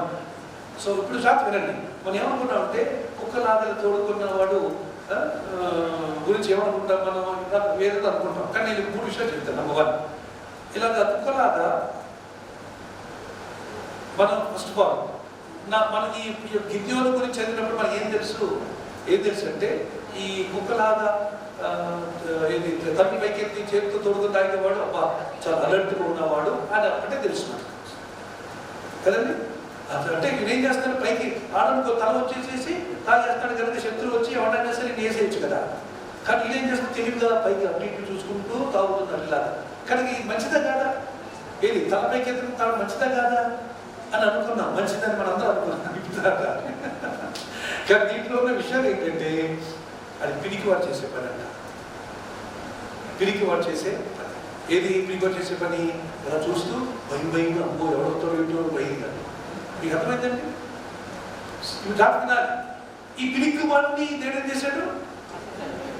ఒక సైడ్ పెట్టమన్నాడు, పక్కన పెట్టమన్నాడు. సైడ్లో పెట్టాడు, పక్కన సైడ్ అంటే పిరికివాడిని అందరినీ పోగు చేయమన్నాడు. మీకు అర్థమైందండి? నెంబర్ 2, రెండో విషయం, ఇలాగ కన్నులు పైకి చూసేవాడిలో ఇంకొక విషయం ఏమనుకోవచ్చు, అపమంతంగా ఉన్నాడు అని అనుకోవచ్చు. కానీ ఈ 2 ఉన్నాయి. అది ఈ కుక్కలాగా నీళ్లు ఇలాగా చేదుకొని తాగుతున్నామంటే ఉన్న మర్మం ఏంటంటే, ఒకటి ఏంటంటే భయానికి సూచన, రెండోదేమో అంటే వేకువగా ఉన్నాడు అన్న దానికి సూచన. ఓకే, ఇప్పుడు జాగ్రత్త గమనించాలి. కుక్కలాగా నీళ్లు చేదుకొని తాగడం అనేదానికి 2 సాదృశ్యాలు. ఒకటేమో చెప్పాను, ఎవరో వచ్చి ఏదో చేస్తాడేమో భయం, అందుకని అప్రమత్తంగా ఉండడానికి ఒక సూచన. ఓకే, ఇప్పుడు మోకాళ్ళ మీద ఉన్న వాడి సంగతి ఏంటి చూద్దాం. చూడండి, మోకరించి తాగిన వాడి సంగతి ఏంటంటే, ఇందులోనే చాలా విషయాలు మరి ఆసక్తిక విషయాలు మనం చూస్తాం. అందులో ఒక 4-5 పాయింట్లు 3 పాయింట్లు ఉంటాయి. నెంబర్ 1, ఇది కరెక్ట్గా బయలు ఆరాధికులు చేసే పద్ధతి అంట. బయలు ఆరాధికులు మోకరించి వాళ్ళు అలాగా ఆరాధిస్తారంట. సో ఇక్కడ దేవుడు ఈ విషయం ఎవరికి మనకు తెలియదు, ఎవరికి గిడియోను తెలియదు. సో ఏం చేశారనమాట, ఈయన దేవుడు చెప్పిన మాట బట్టి మోకరించి నీరు తాగమనగానే బయలుదేవతకి మోకరించి ఉన్న అలవాటు అయిన ఉన్నారు కదా, వాళ్ళందరూ మోకరించేసేసి ఏం చేసి నేల మొహం తీసుకెళ్ళి టక్ దొరికిపోయారు. వీళ్ళందరూ ఎవరు? మోకరించి నీళ్లు తాగుతున్న వాళ్ళందరూ ఎవరు ఆరాధించడం తెలిపోయింది. చూసారు? సో దేవుడు ఇప్పుడు పిరికివారైనటువంటి కుక్కలాగా నీళ్లు చేతుకుంటూ పిరికివారైనటువంటి వారినే దేవుడు ఎన్నుకున్నాడు. దేవుడు కావాల్సిన ధైర్యవంతులు కాదు, బలవంతులు కాదు. దేవుడు కావాల్సింది జ్ఞానవంతులు కాదు, దేవుడు కావాల్సిన ధనవంతులు కాదు. హల్లెలూయా, చెప్పండి హల్లెలూయా. దేవుడు ఎవరైనా వాడుకోడు. ఇసలు దేవుడికి ఒక్కడికి మహిమ వస్తుంది అనడానికి దేవుడు ఎవరిని సెపరేట్ చేశారు ఇక్కడ? పిరికివాడిని ప్లస్ పిరికివారైనా సరే వారి బయలుకి నమస్కారం చెయ్యని వారు. అది రహస్యం. అందుకని దేవుడు వాళ్ళని పోగు చేశారు. నెక్స్ట్ రెండోది, మోకరింపులో ఉన్న 2 విషయం ఏంటి? అది దానికి 1వ రాజులు 19 అధ్యాయం 18 వచ్చినాము, అక్కడ మీరు తడ చూడవచ్చు. ఓకే, ఇంకోటి ఏంటంటే, రెండో విషయం ఏంటంటే, మోకరింపు అనే దాంట్లో అర్థం ఏంటంటే ఎగబడి తినడం, లేకపోతే ఎగబడి పనిచేసేటువంటి వారికి సాదృశ్యం అంటారు. ఆ కాలంలో ఎగబడి ఇంటెలిజెన్స్, దాన్ని ఎగబడి అంటే నీళ్లు ఉన్నాయి, ఎగబడి తాగేస్తున్నారు. ఈ మాట అర్థమైంది కదా? మనం కూడా ఇంటెలిజెన్స్ అర్థమేంటి? ఫుడ్ పెడుతున్నాం, లైన్ ఉంది, కానీ కొందరు రాదలేదు. మన ఫుడ్ని బాగా తెలుసు, కొందరు రాదలేదు. మనం అయితే గమనించడం తెలుసు కానీ చదువుకోతాం. బయట వాళ్ళు కాన్ఫరెన్స్ పెట్టినప్పుడు బాగా ఎక్కువ ప్రాబ్లం కదండి. కాన్ఫరెన్స్ పెట్టినప్పుడు వేరే ఊరు నుంచి వస్తూ ఉంటారు. వాళ్ళకి ఎగబడి వాళ్ళ మీదకి వచ్చేస్తారు. ఏమయ్యా ఎన్ని తిట్లు తిన్నారు, ఇడ్లీ సరిపోదు, ఒక ఇడ్లీ ఎక్స్ట్రా ఇవ్వను, ఒక దోశ ఎక్స్ట్రా ఇవ్వను, లేదా ఒక ఎక్స్ట్రా ఇవ్వను, ఎగబడి. సో కనుక ఇది ఇంటెలిజెన్స్ అనమాట. వీళ్ళకి నీళ్లు తాగబడేసరికి పాపం దూరం తాగండి బాబు నీళ్ళు అనేసరికి అందరూ ఏం చేస్తారంటే ఎగబడి తాగేస్తారు. అంటే వీళ్ళకి వ్యసనం, ఏ వ్యసనం ఏదో వ్యసనం ఉన్నది నా అర్థం. నెంబర్ 1, అలా మోకరించేవాడు బయలుదేవత మోకరించే అలవాటు ఉన్నవాడు మోకరిస్తారట. రెండోది, ఏదో ఒక వ్యసనం అనేది చెడ్డ అలవాటు ఉన్నటువంటి వారు. నెక్స్ట్ 3ది ఒకటి ఉంది. మోకరించిన వాళ్ళు ఎవరంటే వాళ్ళు ధైర్యవంతులంట. మోకరించిన వారు చూడండి, కుక్కలాగా చేతుకొని తాగేవారు పిరికివాడు, వీళ్ళేమో మోకరించిన వాళ్ళేమో ధైర్యవంతులు. దేవుడు ఎవరిని ఎన్నుకున్నాడు? ధైర్యవంతులు పిడికివాడినా? అది పాయింట్. దేవుడు ఎవరిని ఎన్నుకున్నాడు? ఎవరిని ఎన్నుకున్నాడు? ధైర్యవంతులు పిడికివాడినా? అది దేవుడి పని. అది ఇప్పుడు ఎవరి మహిమ వస్తుంది? ఇప్పుడు పిరికి వారిని వాడుకొని దేవుడి విజయాన్ని తెచ్చాడు కనుక ఈ యొక్క ఘనత ఈ మనుషులకి వెళ్తుందా, దేవుడికి వస్తుందా? హల్లెలూయా. అందుకని పౌలు బలం తెలిసాడు అంటాడు ఏమంటే, నేను నా బలహీనతలో ఆయన బలము పరిపూర్ణమవుతుంది. నా బలహీనతలో ఆయన బలం. సో మహిమ ఎవరికి? ఆయన బలాన్ని, నా బలహీనత కాదు. Praise the Lord. చెప్పండి హల్లెలూయా. సో కనుక ఈ యొక్క రాత్రి సమయమందు మనము ఎన్నో పని చూసామండి. ఎన్నో పాట మీది మోకరించడం. సో మనం అనుకున్నట్టే మోకరించడం అంటే ఏదో ఆత్మీయమైనటువంటి ప్రక్రియ ప్రార్థన అనుకున్నాం, కానీ అది కాదు. ఓకే, తర్వాత వచ్చినటువంటి ఆ టైంలో స్ట్రిక్ట్లీ టు దట్ టైం, ఆ కాలంలో సంబంధించిన వాడు. నెంబర్ 8 ఎనిమిది విషయం చూసినట్లయితే ఎంతమంది మిగిలిన ఇప్పుడు చివరికి కుక్కలాగా చేరుకొని తాగిన ఎంతమంది మిగిలినట? 300 మంది. రైట్. ఈ 300 దేనికి సాదృశ్యం? ఆల్రెడీ ఈ 300 మొన్న నేను చెప్పాను కదా, 300 దేనికి సాదృశ్యం అంటే 300 ప్రతిఫలములకు సాదృశ్యం అని, 30, 60 300 తర్వాత 300 అనగా ఓకే మరి సంపూర్ణమైనటువంటి ప్రత్యక్షత. గుడారములో ఉన్న 3 భాగాలు అనగా ఆవరణం, పరిశుద్ధ స్థలం, అతి పరిశుద్ధ స్థలం. అతి పరిశుద్ధ స్థలములో దేవుడితో సాంగత్యం, దేవుడితో ఏమిటి అతి పరిశుద్ధ స్థలంలో ఎల్లప్పుడూ అక్కడ యాజకుడు దేవుడితో కలిసిపోవడం, యేసు గొర్రెపిల్ల రక్తాన్ని బలిపీఠం మీద ఏంటి మనసు పెట్టి మీద వేసేయడం అంటే కంప్లీట్ యూనియన్ సూచన అన్నమాట 3 అనేది. అందుకనే భార్య, భర్త మరియు దేవుడు కంప్లీట్ యూనియన్. ఓకే, సో కనుక త్రికోణం 3 కోణాలు ఒకే సైజులో ఉన్నటువంటి దాన్ని. ఇలాగా 300 చాలా ఉన్నాయి. అయితే ఇందులో మనం నేర్చుకోవాల్సిన విషయం ఏంటంటే డివైన్ 300 అంటే దైవికమైన విడుదలకు సాదృశ్యం. ఎంతమందిని ఎన్నుకున్నాడండి ఈయన? ఈయన ఎన్నుకోలేదు. Automatic natural selection. ఎంతమంది కుక్కలాగా నీళ్లు చేరుకు తాపు తాగారు? 300 మంది. ఈ 300 అనే సంఖ్య దేనికి సాదృశ్యం?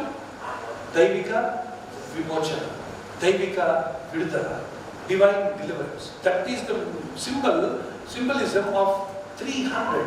300 సంఖ్య. 200 అంటే 200 ఫలం, 100 అంటే 100 ఫలం, ఫలభరితమైన జీవితం. 120 అంటే నిరీక్షణ, 90 అంటే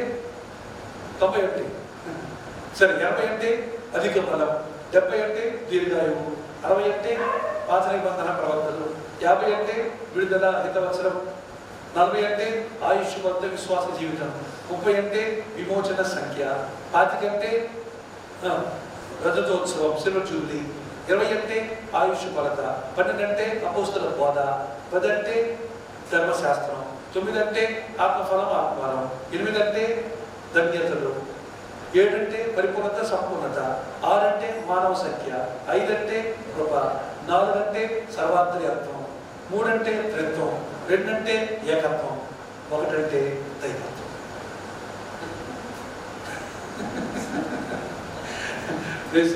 హల్లెలూయా. మరి చాలా ఉన్నాయి మధ్యలో, ఇంకా చాలా ఉన్నాయి. 1000 అంటే ఇది మీరు చెప్పండి కనీసం. సహస్రాబ్ది పరిపాలన. 1000 అంటే సహస్రాబ్ది.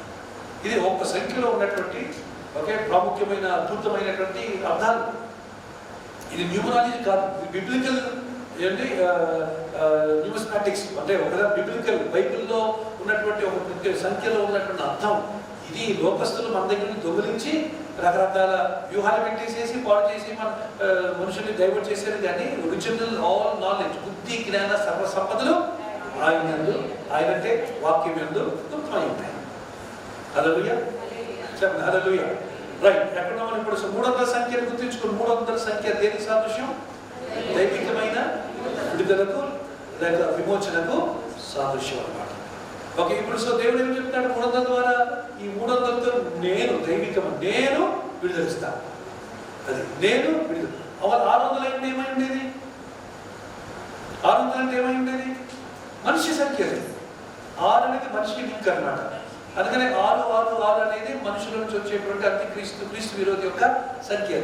రైట్. సో కనుక ఇది గుర్తుంచుకోవాలి. నెంబర్ 8. నెంబర్ 9 9వ విషయం చూసినట్లయితే ఒక ఆయన్ని తోడు తీసుకెళ్ళాడు కదా. రాత్రి ఒక్కడ వెళ్ళాడని చెప్పి ఏం చేశాడమ్మా? ఒక ఆయన్ని తోడు తీసుకెళ్ళి. ఎవరైనా పూర, లేక తెలుగులో ఏముంది, తెలుగు ఏముంది, పూర. పూర అనే వాళ్ళకి అర్థం ఏమిటంటే ఓకే, ఫలించు వాడు, ఫలం ఇచ్చు వాడలే ఎదుగువాడని అర్థం. మీ స్నేహితులు ఎవరు? ఫలించేవాడా, లేక పండించేవాడా, లేక ఎండించేవాడా? కొంత స్నేహితులు చూసారా, ఎండగట్టేస్తారు, ఆడదీస్తారు కదండి.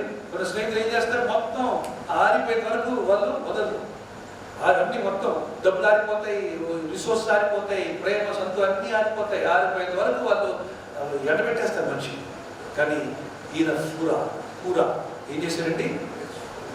పూర అనే వ్యక్తి అర్థం ఏంటనమాట, ఫలము ఇచ్చువాడు లేక ఎదుగుదల కలిగించేవాడు. సో ఇప్పుడు ఈయన తోడు తీసుకుని వెళ్ళాడు. ఎవరు? గిద్యోను. ఎక్కడికి? శత్రుదండులోకి. ఇప్పుడు చెప్పండి, మీరు కనెక్ట్ చేయనప్పుడు ఆ పేరు భావము చేసిన క్రియ కనెక్ట్ చేసి చెప్పండి ఎవరైనా నాకు. ఈయన ఫలించువాడు లేక అభివృద్ధి చేయవాడు అర్థం కదా. మరి తీసుకెళ్ళడం వల్ల ఏం ఫలించింది అక్కడ? ఏం ఫలించింది? రైట్. ఆయన గిద్యోను యొక్క విశ్వాసం ఫలించింది, గిద్యోను యొక్క ధైర్యం ఫలించింది, గిద్యోను యొక్క నిరీక్షణ ఫలించింది. రాత్రి వేళ ఒక్కడే వెళ్ళి ఉన్నప్పుడు చూసారా, see what happens in your life is ruled by what people you carry in your life. మీ జీవితంలో మీరు ఎవరిని మీరు మోసుకెళ్తున్నారు, ఎవరు తీసుకెళ్తారు అన్నదాన్ని బట్టి మీ జీవితంలో సంఘటనలు జరుగుతాయి. మాట అర్థమైంది మీకు? What happens in your life is carried by who is dictated or dominated by people whom you carry in your life. మీ జీవితంలో ఎవరు మోసుకెళ్తావో వాళ్ళకి సంబంధించినవి నీకు జరుగుతాయి. అందుకని నువ్వు ఎన్నుకున్న స్నేహితుల జాతికి ఎన్నుకోవాలి, ఎన్నుకునే సహవాసం జాతికి ఎన్నుకోవాలి, నువ్వు ఎన్నుకునేటువంటి సాంగత్యమైన వ్యక్తి జాతికి ఎన్నుకో. ఎవరు పడతారు ఎన్నుకోవాలి. అందుకని దుష్టుల ఆలోచన చొప్పున, పాపుల మార్గమున, అవాసనలు కూర్చుని చోటన కూర్చుని నిలవద్దు, నడవద్దు, కూర్చోవద్దు. సో కనుక ఇది చాలా కేర్ఫుల్. ఎవరు ఎన్నుకున్నాడు? అయినా ఫలించమని ఎన్నుకున్నాడు. ఫలించిందా లేదా? చెప్పండి, ఫలించిందా లేదా? చెప్పండి, ఎస్సోలో చెప్పండి. ఓకే చెప్పండి, ఫలించిందా లేదా? ఆయన విశ్వాసం ఎదిగిందా లేదా? ఎంత ఎదిగింది? 32,000 మంది is to the power of 135,000 people ముందు తీరబోతే ఇప్పుడు ఎంత అయిపోయిందంటే 300 అయిపోయి ఒక్క ఇశ్రాయేలు సైనికులకు 430 మంది సైనికులు ఎదురున్నారు. ఇప్పుడు మీరు డివైడ్ చేయండి, తెలుస్తుంది రేషియో. 135 డివైడ్ బై 300 చేయండి, ఎంత ఉంటుంది? ఒక్క ఇశ్రాయేల్ సైనికుడు ఎంతమంది పోరాడు? ఇప్పుడు 440 మంది పోరాడాలి. 440 మంది పోరాడటం అంటే మాటలా? చెప్పండి, ఫలించింది లేదా? విశ్వాసం ఎదిగాడు లేదా? 400 కాదు. నాకు తాత ఉన్నాడు, ఆ తాత ఏం చేశాడు? 600 మంది కూడా. ఏడో తాత అది విశ్వాస తాత. ఎవరైనా 600 మంది చంపిన వాడు ఎవరు? తాత. చెత్తలు చెప్పండి అమ్మా, ఎక్కడో అందరూ ఎదుగుతున్నారు. షంగర్ ఇంకొక తాత రాబోతున్నాడు, తాత మనవాడు రాబోతున్నాడు, వాడు 1000 మంది చంపబోతున్నాడు. ఎవడాడు? ప్రైజ్ అన్నవాడు. చూడండి, అందరూ హీరోస్ అండి, అందరూ హీరోలు. మనం హీరోలు కానీ నిజంగా చెప్పాలంటే ఇది హీరోలు. ఆ వ్యక్తులు ఇది అసలు మామూలు కాదు. ఇంకోటంటే ఇదేదో మహాభారతం, రామాయణంలో ఉన్నటువంటి కల్పనా కథలో వ్యూహాత్మకమైన ఇతిహాసాలు కాదు. ఇది చరిత్రలో జరిగిన సాక్ష్యాలు. ఆమె చెప్పండి, ఆమె. అది అందుకని మనం గుర్తించుకోవాలి. అందుకని మనం ఇవన్నీ చదివినప్పుడు, మన ఈ పాటలు పెట్టినప్పుడు మనం కూడా ఏం చేసుకోవాలి? మనం కూడా ఎదగాలి, ఫలించాలి. ఈరోజు మన సబ్జెక్ట్ అంశం ఏమి చెప్పాను? The power of weakness. బలహీనతలో ఉన్న శక్తి, బలహీనత యొక్క శక్తి. నెక్స్ట్ ఎన్నో పాఠం అంటే 10వ పాఠం. 15 పాఠాలు ఉంటాయి, ముగింపుకు వస్తున్నాను. ఓకే, ఇక్కడ ఒక కళ వచ్చింది. ఒక ఏంట కళ? 13-14 వచ్చినాను. ఇక్కడ చదువున్నామా?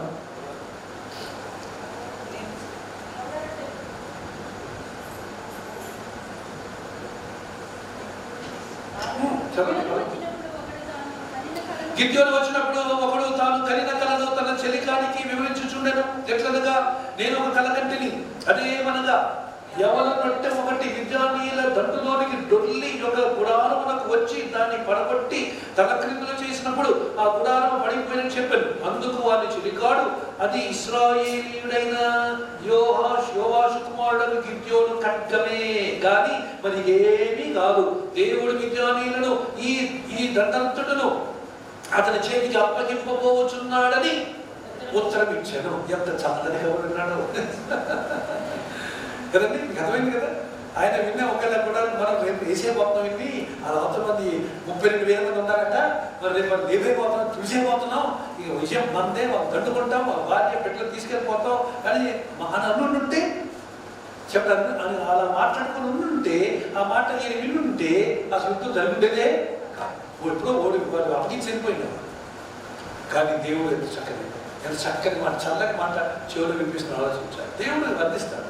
దేవుడు సందేశాన్ని తన ప్రజలకు, తన బిడ్డలకు, తన దాసులకు అవసరమైన ప్రోత్సాహ మాటలు దేవుడు, అవసరమైన మర్మాలను దేవుడు అందిస్తాడు. అందుకని ఇప్పుడు ఈ యొక్క అవల అనగా అనగా small cake of bread of barley. Okay, barley bread అనమాట. ఇది వాస్తవం చెప్పాలంటే గుర్రానికి పెట్టే ఫుడ్. ఈ బార్లీ కేక్ అంట. బార్లీ ఏం చేస్తారంటే బార్లీని వడగొట్టి కాల్చి దాన్ని చేస్తే అదే బీర్ అవుతుంది. బీర్ దాంట్లో నుంచి తయారు చేస్తారు. దాన్ని మనకు చాలా కలిపి, రైట్. సో కనుక ఇది ఎవరు, ఇది మనిషి దాన్ని రసం తాగుతాడు కానీ గుర్రాలు దాన్ని కొట్టు తింటాయి. అందరూ చెప్పడం సార్ హల్లెలూయా. సో ఈ యొక్క చాట్ వినాలి. ఈ బార్లీ అనేది ఎవరు తినేది? గుర్రాలు.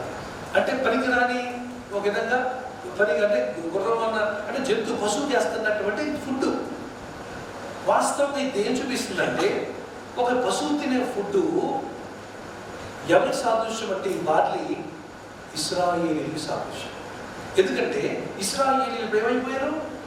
వారు తిండి లేకుండా అల్లాడిపోతున్నారు. తిండి లేదు.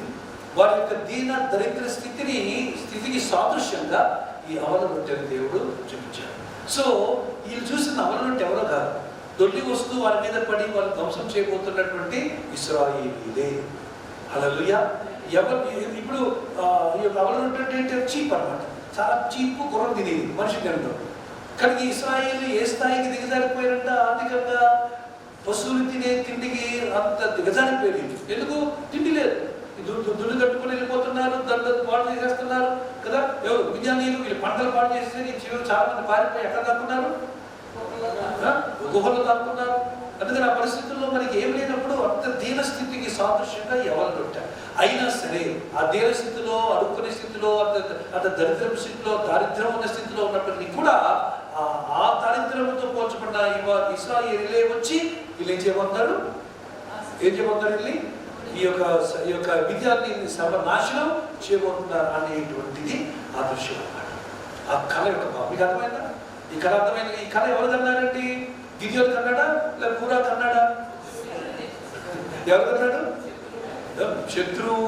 విద్యార్థి యొక్క సైన్యంలో ఉన్నటువంటి ఇద్దరు సైనికులు మిగతా తాకి కొడుకు ఇద్దరు తగ్గలేదు. ఇంకా అది మాట్లాడుకుంటూ ఉన్నారు. మాట్లాడుకుంటే ఒకడు ఎలా కళ వచ్చింది ఇంకోటి చక్కని కబురు చెప్పేశాడు, ఎక్స్ప్లెనేషన్ ఇచ్చాడు. వారితో వరాలు ఉన్నాయన్నమాట. ఆ దగ్గర ఇది కళలకు అర్థం చెప్పి వరాలు ఉన్నవాడు చెప్పేశాడు, అయ్యా మనకి ఇదే. సో బార్లీ అనేది ఎవరు సాదృశ్యం? అనగా అవల అనేది ఎవరు సాదృశ్యం? అవల రొట్టె అనేది ఎవరు సాదృశ్యం? రైట్. ఇది దొడ్డుకుంటూ రావాలంటే ఎక్కడి నుంచి రావాలి? అది కొండ నుంచి రావాలి. మీకు అర్థమైన పాయింట్ అండి. సో కనుక కొండ మీద రావడం అంటే అర్థం ఏంటి? కొండ అనగా దేనికి సాదృశ్యం? దేవునికి, దేవుని యొక్క సన్నిధికి.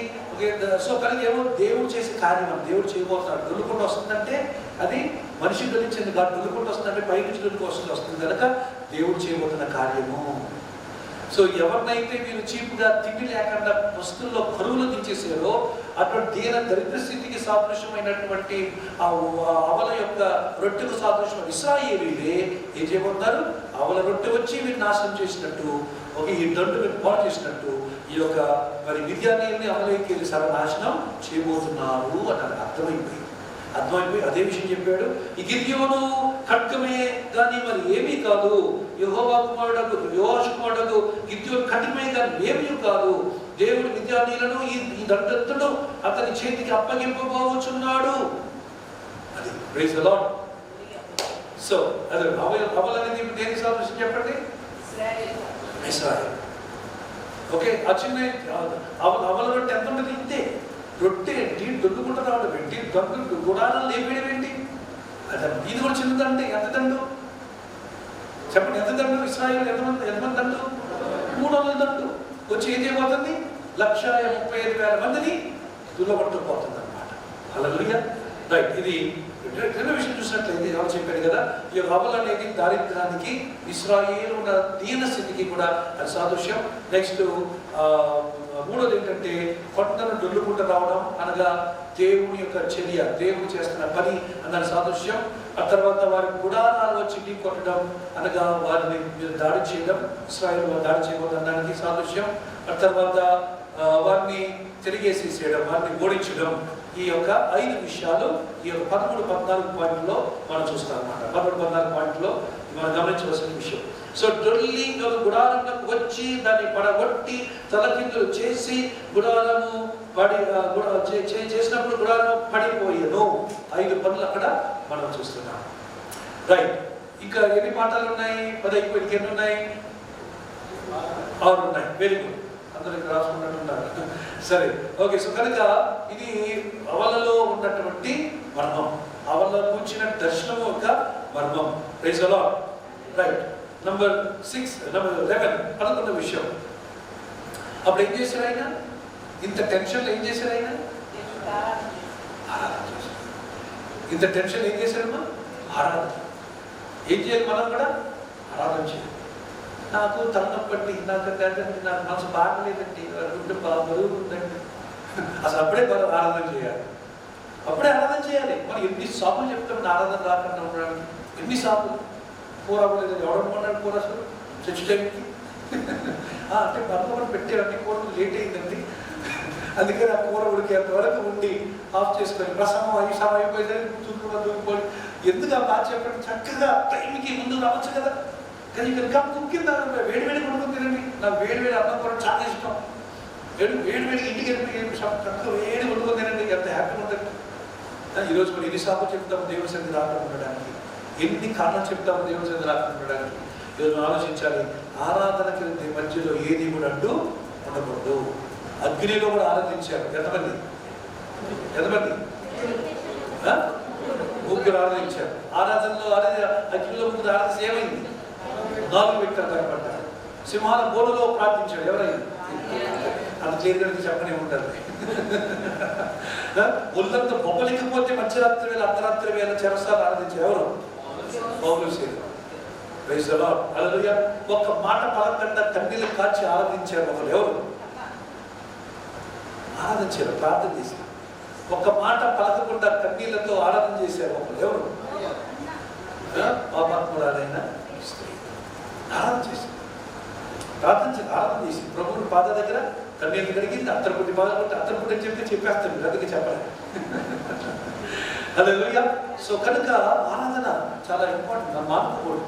ఎటువంటి పరిస్థితుల్లో ఆరాధనకు మనము మొండి చేయించకూడదు. లేక ఏమైనా మొండి చేయదా? ఆరాధనకు మొండి చూపు చూడకూడదు. ఆరాధనకు సమర్థత ట్రీట్మెంట్ ఇవ్వకూడదు. ఆరాధన మన ఫస్ట్ ప్రయారిటీ అవ్వాలి. హల్లెలూయా.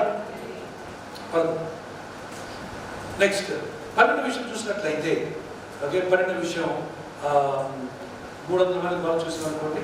అదేమిటంటే, ఓకే, ఈ 300 మంది లేకపోతే ఈ 300 మంది జనాన్ని తగ్గించేటువంటి ప్రక్రియ మనము ఇక్కడ యోబు 1:17 చూస్తాం. ఓకే, ఇది పాత నిబంధనలో కొందరు వాడినటువంటి స్ట్రాటజీ అన్నమాట, ఒక పథకం, ఇదో వ్యూహం. పాత నిబంధనలో దావీదు వాడాడు, 300 మంది వ్యూహం. సౌలు వాడాడు, యోబు కూడా దాని నుంచి ప్రస్తావించాడు. ఇది 12వ విషయం. ఒకటి రెఫరెన్స్ ఉన్నాయి, యోబు 1:17, 1 సమయాలు 11:11, 2 సమయాలు 18:2. ఈ ముగ్గురు కూడా ఈ 300 వ్యూహం. 300 అంటే చెప్పండి, అప్పుడే వచ్చిపోయా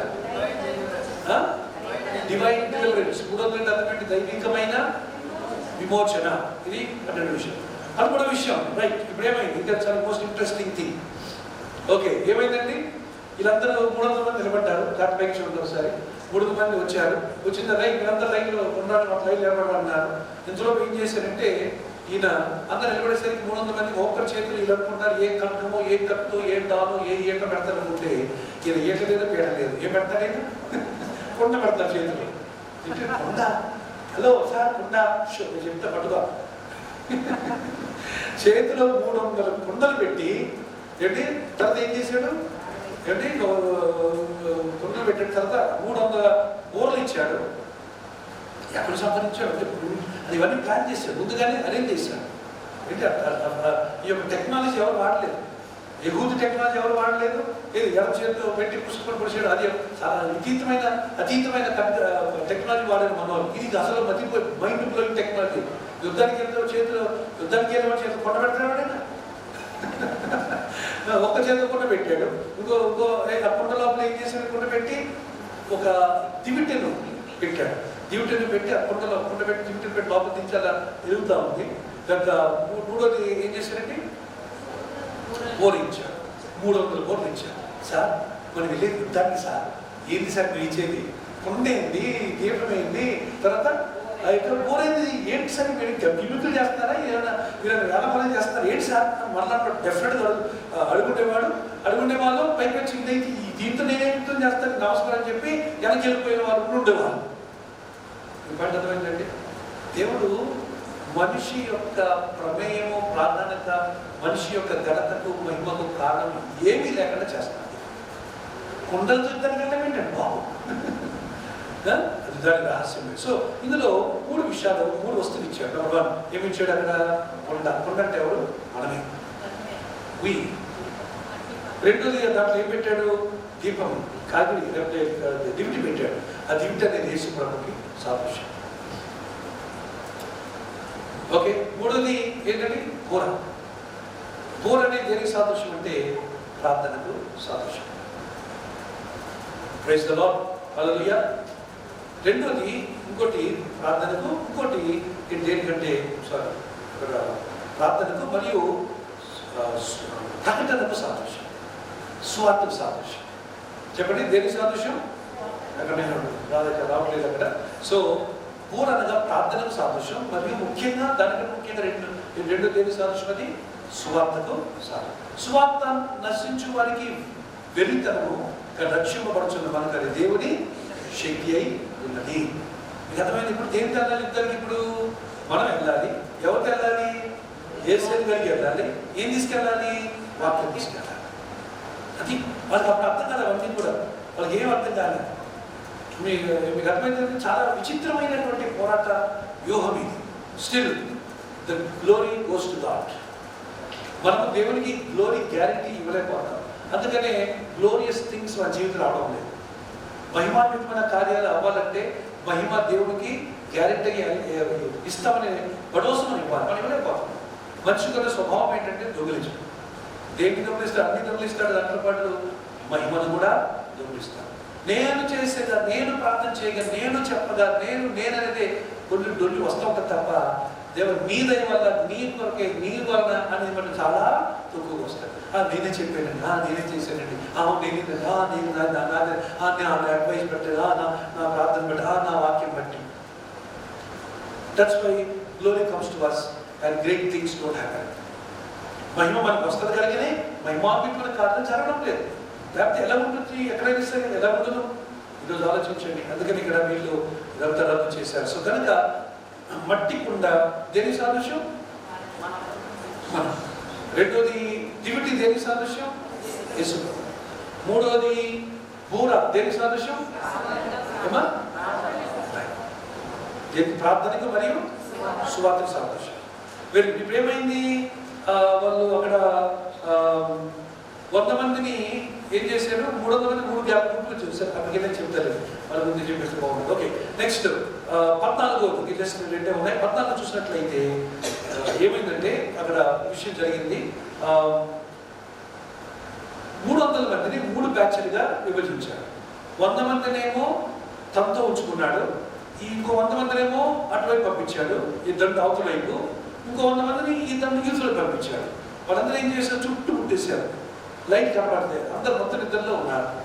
ఓకే, తర్వాత ఈ దివిటీలు దేంట్లో ఉన్నాయి, కుండలో ఉన్నాయి, ఎవరు కనపడతారు. మీకు పాయింట్ అర్థమైందండి. సో కుండలో పెట్టడం వల్ల అర్థమేంటి, 2 అర్థాలు ఉన్నాయి. ఒకటి ఏంటంటే గాలి నుంచి ఆపడబడతాయి, రెండోది ఏంటంటే పాల్గొట్టాలి, పాల్గొట్టినప్పుడు శబ్దం వస్తుంది. Praise the Lord. మీకు అర్థమవుతుంది, అర్థం కాలేదు. వీళ్ళు సండే దీన్ని ధ్యానం చేస్తారు, ప్రభు చిత్రం అయితే అనుకుంటున్నాను, ప్రభు చిత్రం. ఓకే, కుండ బద్దలు కొట్టడం అంటే ఏంటంటే దాని సారం చాలా ఉంది. సో ఇప్పుడు వీళ్ళు వెళ్ళారు, ఇదిగో చెప్పాడు, ఇదిగో మీరందరూ అటు వంద ఇటు వంద నేను సిగ్నల్ ఇస్తాను, అప్పుడు మేమందరం చేసినట్టుగానే మీరు కూడా చేయండి అని చెప్పాడు. ఒకసారి మనం ఆ మాట చూద్దాం సార్, 21వ చదువుదాం చూడండి. అక్కడ 19 అట్లు నడిచాము మొదటి కావలి వారు ఉంచబడగానే గిద్యోనును అతనితోనున్న 100 మంది దండపాలము కొట్టకొనుకు పోయి బోర్లను ఊది, ఫస్ట్ ఏం చేసే వాళ్ళు రైట్, తర్వాత ఏం చేసి బోర్లను ఊది తమ చేతులు ఉన్న కుండలను పగలగొట్టారు. ఇప్పుడు కుండ పాల్గొనేసరికి ఏం బయటపడింది? ఏం బయటపడింది చెప్పండి, మీకు అయితే బయట క్యాచ్ చేయగా. కుండ పగిలినప్పుడు ఏం బయటపడింది? లైట్ ఎవరు సాదృశ్యం చెప్పారు? కుండ ఎవరు సాదృశ్యం చెప్పారు? అంటే కుండ ఏమవ్వాలి? అప్పుడు ఏం కనపడుతుంది? అంటే ఇప్పుడు ఏమవ్వాలి? ఏం కనపడుతుంది? మనము పగిలిపోవాలి. అప్పుడు యేసయ్య హల్లెలూయా. మన పగలం అదే మన రాయి పగలదా ఈజీగా, పగలడానికి అవకాశం ఇవ్వం మనం అసలు. నేనేది పగిలేది? నేను నా పేరు డేవిడ్ రాయి, నేను పగలను ఈజీగా. అదే పాయింట్, అదే బ్రేక్ త్రూ. పగలాలి. కుండ పగిలితేనే వీళ్ళు యేసు వీళ్ళు బయటికి నీవు పగిలితేనే. అందుకనే దేవుడు అన్నాడు, విరిగి నలిగిన హృదయం నాకు ఇష్టమైన. ఈరోజు మనం కుండ పగలదాన్ని అనుమతించకపోతే యేసయ్య ఎప్పుడు కూడా నీలో ప్రకాశించాడు. నీలో ప్రకాశిస్తున్న యేసయ్య ఎప్పుడు కూడా లోకానికి ఎప్పుడు కనపడడు. ఇవి నెవర్ బి సీన్. మనం ఉన్నది ఎందుకు? యేసయ్య చెప్పాడు కొత్త ప్రసంగంలో, మీ వెలుగు మీ లోకం వెలిగి ఉన్నారు, మీ వెలుగును లోకములకు ప్రకాశింపండి. అప్పుడు మనుషులు మీ సత్క్రియలు చూచి మీ తండ్రి దేవుణ్ణి మహిమపరుస్తారు. అది యేసయ్య కోరిక. మరి వెలుగు ప్రకాశించకుండా కొండ పగలకుండా ఎంత కొండ దాచిపెట్టుకుంటాం.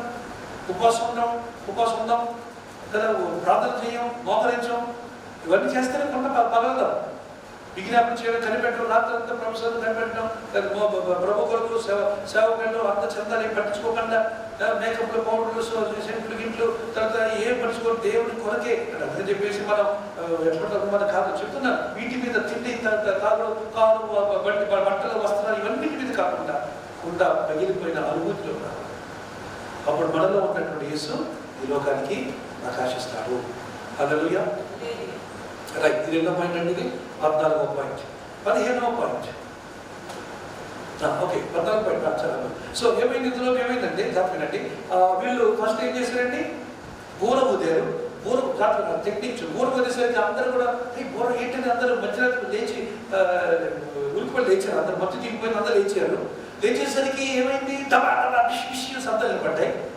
ఇది కటిక చీకటి